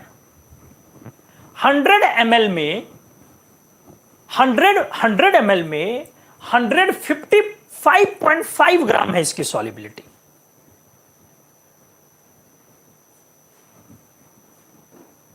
बहुत ज्यादा सॉल्युबिलिटी हुई। और अगर आप टेम्परेचर को 100 डिग्री सेंटीग्रेड लें, उस समय में देखिए 1024 ग्राम पर 100 ml। आप अंदाजा लगाएं कि कितनी ज्यादा सॉल्युबिलिटी है किसकी? अमोनियम नाइट्रेट की। बहुत ज्यादा सॉल्युबिलिटी, इसलिए हमने बोला हाईली सॉल्युबल। अब आ जाओ, चलो सॉल्युबिलिटी वाला टॉपिक मसला डील हो गया। अब थर्मल डिकम्पोजिशन, जिस टॉपिक से मैंने इसको उठाया और मैंने बोला आपको कि मैं आपको बताऊंगा N2 भी आता है। एक्चुअली जब आप NH4NO3 को हीट करते हैं और टेम्परेचर 300 डिग्री सेंटीग्रेड के आप नीचे रखते हैं, तो ये आपका एवरेज रूल वाला N2O प्लस H2O से चलो आपने बना दिया, और आपसे कोई पूछेगा तो आप यही जिक्र भी करोगे। मैंने ये भी आपको सिखाया, इसमें भी कोई दो राय नहीं है। देखते जाएं। लेकिन दोस्त, बट ध्यान से सीखें, ये जो आपका NH4NO3 है, या तो टेम्परेचर सिग्निफिकेंटली हायर, मतलब अच्छा खासा ज्यादा, significantly higher than 300 degree centigrade, 300 से काफी ऊपर रहे, अच्छा खासा वैल्यू से ऊपर रहे, तो इसका रैपिड मतलब रैपिड डिकम्पोजिशन होता है। और उस केस में ये N2 बनाता है, N2 plus H2O plus O2 बनाता है। रिएक्शन को एक बार अच्छे से आप बैलेंस कर ले, अच्छे से देख ले। 3 ऑक्सीजन है और यहां पर आपका 2 है, 1 3 है, नाइट्रोजन 2 है, बट हाइड्रोजन 4 है। इसके लिए अपने को यहां पे 2 लगाना चाहिए एक बार, और अगर हमने यहां 2 लगाया तो अपना ऑक्सीजन 2 और 2 4 हो गया। तो इसके लिए मेरे को फिर यहां पे अगर मैं 4 लगा दूं और 9 और यहां 3 लगा दूं, 4 लगा दूं तो 8 1 9, यहां 3 लगा दूं, हाँ अब सही है, यहां 4 लगा दूं, फिर यहां मैं 3 लगाऊं, जरा देख लो अच्छे से, 9 ऑक्सीजन, लेकिन हाइड्रोजन फिर यहां पर हमारा बैलेंस गड़बड़ हो रहा है, तो मैं अगर यहां पे लगा दूं 2,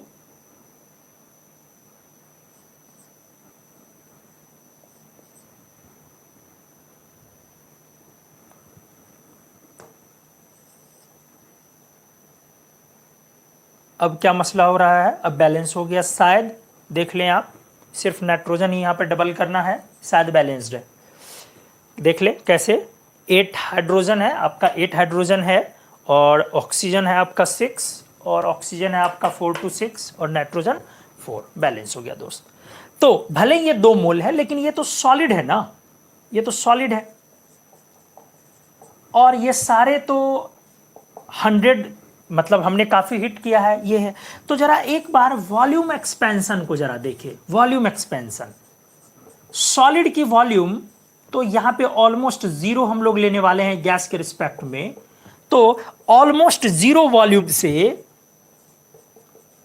ऑलमोस्ट 0 वॉल्यूम से ये कितने पर जा रहा है? 7 मोल वॉल्यूम्स पर, 7 वॉल्यूम्स पर नहीं, 42617 दोस्त, 0 वॉल्यूम से ऑलमोस्ट 7 वॉल्यूम पर जा रहा है। आप समझ रहे हैं ना? कॉजेज एक्सप्लोजन, दैट कॉजेज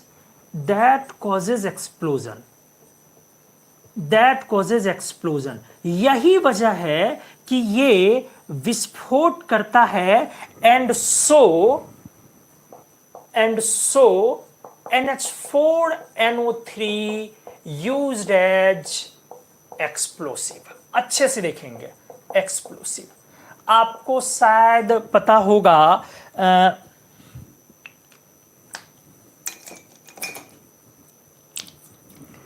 ये हैदराबाद वाला याद होगा, दिल्ली वाला याद होगा। यहां जो विस्फोट हुआ था इन दोनों सिटीज में रिसेंट ईयर्स में 9 और 11 के आसपास ऐसे कुछ हुआ था, 2009 2011 ऐसे कुछ हुआ था। तो यहां जो हुआ था वो यही एक्सप्लोसिव का इस्तेमाल किया गया था, अमोनियम नाइट्रेट का। लेकिन अमोनियम नाइट्रेट के बारे में एक चीज समझा दो, अमोनियम नाइट्रेट एक्सप्लोसिव नहीं है। सर क्या बोल रहे हैं? हम लोग तो खुलेआम पढ़ते कि अमोनियम नाइट्रेट बहुत पावरफुल एक्सप्लोसिव है। नहीं, वो एक्सप्लोसिव नहीं है। अमोनियम नाइट्रेट अपने आप में एक्सप्लोसिव नहीं है। एक्चुअली कहानी क्या है, इस बात को समझने की जरूरत है। मैं इस बात को अच्छे से लिख रहा हूं।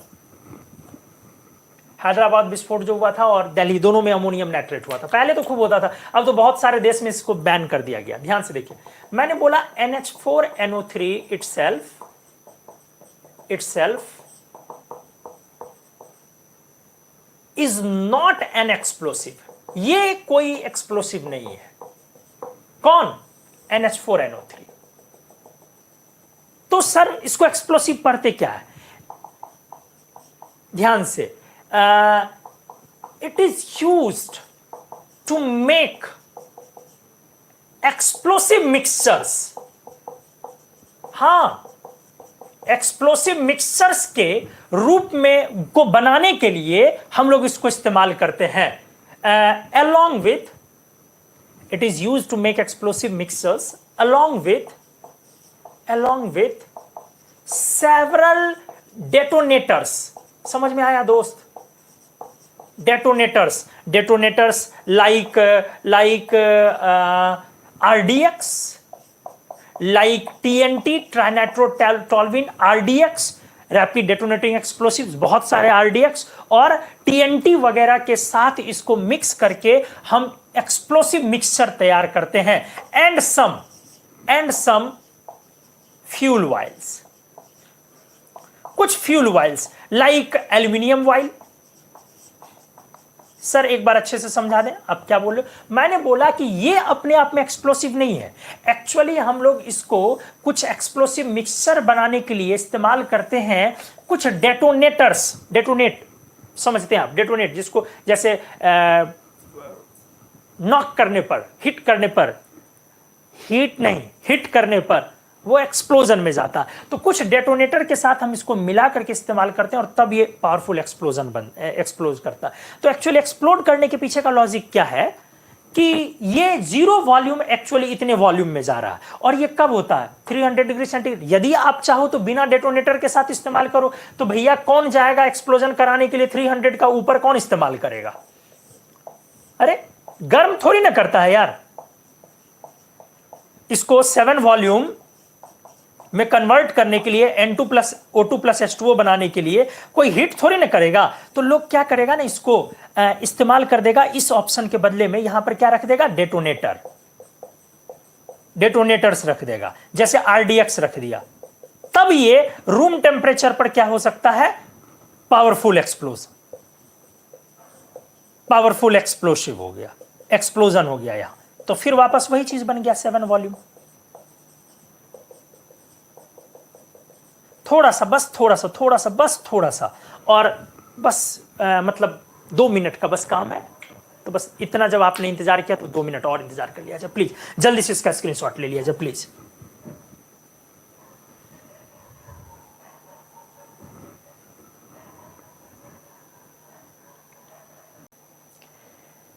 तो 9 पेज हो चुका है, 10वें पेज पे हम लोग आ रहे हैं। आ जाइए। पेज नंबर 10 आ जाइए। थोड़ा सा कुछ ध्यान से देखें, एक्सप्लोसिव्स का मैं यहां पे जिक्र कर रहा हूं, जो कॉमन एक्सप्लोसिव्स है मैं उनका जिक्र कर रहा हूं। जैसे एक एक्सप्लोसिव है एमाटोल,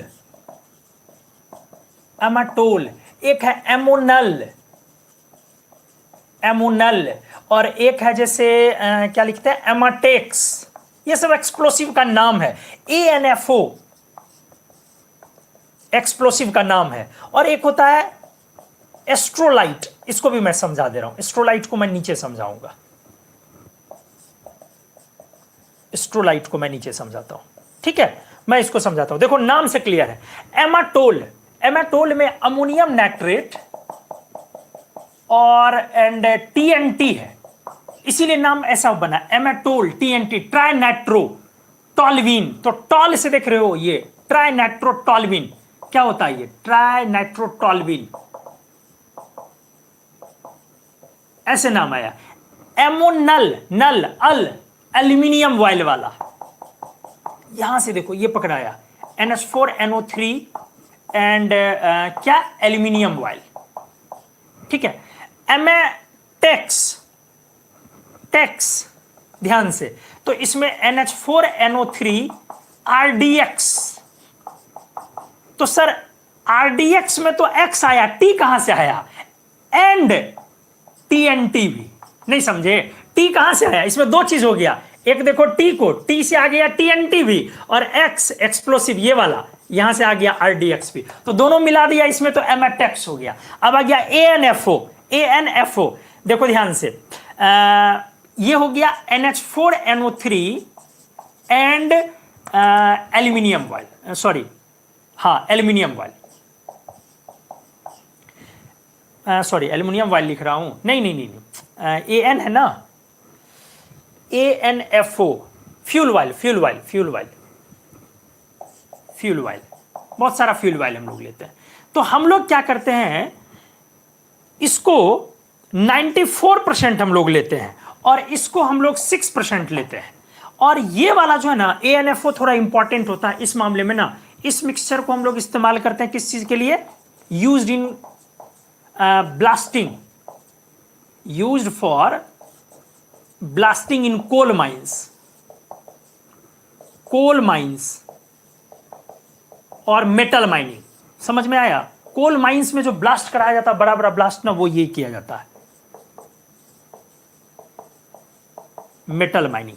और यहां से एस्ट्रो वर्ड से नाम क्लियर है, यहां पर हाइड्रोजन मिलाकर के हम लोग प्रोपेलेंट बनाते हैं, रॉकेट का फ्यूल बनाते हैं। क्या मिला दिया इसमें, NH4NO3 के साथ हाइड्रोजन, तो इससे ये प्रोपेलेंट हो गया, रॉकेट फ्यूल, ठीक है। ध्यान से देख लें आप, हमने क्या बोला, सबका नाम से क्लियर है, ज्यादा उसमें ये है नहीं। जैसे अमोनिया, अमोनियल, अमोनियल पूछा जाता है थोड़ा, तो नाम से क्लियर है NH4NO3 एल्यूमिनियम। और ये पूछा जाता है एमेटॉल, एमेटॉल ही ना, हाँ एमेटॉल, ये दो इंपॉर्टेंट होता है। तो एमेटॉल नाम से क्लियर है, अमोनियम नाइट्रेट और टॉल, ट्राइनाइट्रोटॉल्विन, एमोनल एल्यूमिनियम ऑयल डालिया, एमेटेक्स अमोनियम नाइट्रेट, और T से आ गया TNT वाला, और X से आ गया RDX वाला। और एक ANFO के बारे में ये पूछा जाता है आपसे कि कौन सा ब्लास्टिंग आइटम जो है ब्लास्टिंग में, कोल माइंस में हम लोग इस्तेमाल करते हैं, तो उसमें ANFO इस्तेमाल करते हैं। तो चलिए एनीवेज ये था। अमोनियम नाइट्रेट बहुत ही अच्छा फर्टिलाइजर होता है, आपको पता होना चाहिए। NH4NO3 is excellent fertiliser. आप क्या देखें, एक चीज तो आपको समझ में आ गया होगा ना, फॉर रिच नाइट्रोजन कंटेंट। जैसे यूरिया का नाइट्रोजन एयर में चला जाता है, इसका नाइट्रोजन एयर में नहीं जाता, इसलिए ये बहुत ही अच्छा फर्टिलाइजर होता है। एक चीज तो आपको क्लियर हो गया कि अमोनियम नाइट्रेट बहुत अच्छा एक्सप्लोसिव, एक्चुअली खुद एक्सप्लोसिव नहीं है, लेकिन एक्सप्लोजन के लिए इस्तेमाल किया जाता है कुछ डेटोनेटर्स वगैरह के साथ मिक्स करके। और ये रूम टेम्परेचर वगैरह पर एक्सप्लोड नहीं कर सकता है, 300 के अराउंड जब जाएगा या उसके नीचे थोड़ा रहेगा तब होगा। मतलब रूम टेम्परेचर पर आप उससे खेलें रखें तो उसको कोई नुकसान नहीं होता है अमोनियम नाइट्रेट का कोई प्रॉब्लम नहीं है, ऐसा कुछ नहीं है, पॉइजनस भी नहीं है, इस तरह से भी थोड़ा सा आप समझ सकते हैं। लेकिन फर्टिलाइजर्स पॉइजनस मतलब हार्मफुल तो होगा ही, नाइट्रेट है तो हार्मफुल है, लेकिन ये बहुत ही अच्छा फर्टिलाइजर है। लेकिन इसको हम लोग डायरेक्ट मिलाकर के ऐसे खेतों में नहीं रखते हैं, या इसको रखते भी घर में नहीं है। पता नहीं कब टेम्परेचर बढ़ जाए, कुछ हो जाए, थोड़ा मोड़ा हो सकता है, कहीं मिसहैंडलिंग हो गया, इसीलिए इसके एक्सप्लोजन कैरेक्टर को हम लोग सप्रेस करते हैं। जैसे हमने पढ़ाया था कि NI3 के एक्सप्लोजन कैरेक्टर को सप्रेस करने के लिए उसको अमोनिया में मिला के रखते हैं, वैसे ही NH4NO3 के एक्सप्लोजन कैरेक्टर को सप्रेस करने के लिए हम लोग कहाँ पे इसको रखते हैं, कैल्शियम कार्बोनेट के साथ या अमोनियम सल्फेट के साथ। ये एक अच्छा पॉइंट, बहुत ही अच्छा excellent fertiliser for rich nitrogen content. हमने बोला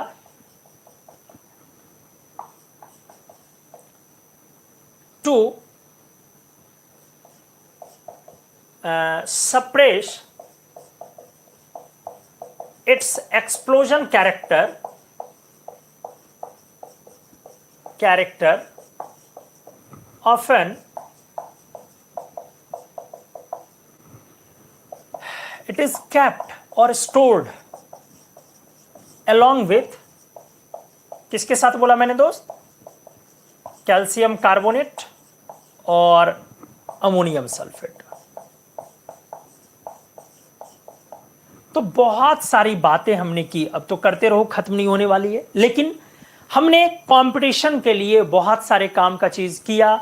जहां तक मेन ग्रुप एलिमेंट से कभी कभार क्वेश्चंस देखने को मिले हैं, या एक आपके कंपटीशन का रेंज है, उससे भी एक स्टेप आगे बढ़ के हमने आपको सारी चीजें पढ़ाई है। तो दोस्तों, कैसा रहा आज का वीडियो, कैसा रहा ये लेक्चर? काफी लंबी लेक्चर। आप वीडियो जब कंप्लीट होगी तो हमारे वीडियो पर आप कमेंट बॉक्स में लिखेंगे, एकदम लिखेंगे, और शेयर करें, चैनल सब्सक्राइब करें, सब कुछ करें। वीडियो कंप्लीट होने के बाद कमेंट बॉक्स में एकदम डिस्क्रिप्शन में लिखेंगे कि हाँ, आपने कैसे अमोनियम को कितने अच्छे तरीके से सीखा। ये इस चीज़ का बेसब्री से इंतजार रहेगा। और जी हाँ, गूगल प्ले स्टोर पे जाइए, और मैं बार बार बोलता हूँ, एक बार फिर बोलूँगा, मैं अपने मेहनत के बिहाफ में चाहता हूँ कि मेरे को 5 स्टार की रेटिंग मिले, बट वो आपका अपना मंतव्य है, आपकी सोच है। 1, 2, 3, 4 मेरे को क्या मिलता है, लेकिन कुछ मिलना चाहिए। आप वहाँ से रिव्यू करें और रेट करें। रिव्यू और रेटिंग दोनों इंपॉर्टेंट है गूगल प्ले स्टोर से, और गूगल पे भी कुमार मनोज मैजिकल इनऑर्गेनिक को, ताकि आज की दुनिया में जो भी लोग इनऑर्गेनिक के लिए सर्च कर रहे हैं, शायद हम तक पहुँच सकते हैं, अगर आपको ऐसा लगता है तो। मिलते हैं अगले लेक्चर में कुछ धमाकेदार डिकम्पोजिशन के साथ, फिर नई चीज़ें, और अगला जो हम लोग का कुछ नया आने वाला, वो ऑक्साइड्स, पेरोक्साइड्स, सुपर ऑक्साइड्स की दुनिया, जो और खूबसूरत है। तो अगले लेक्चर में मिलते हैं। Thank you so much.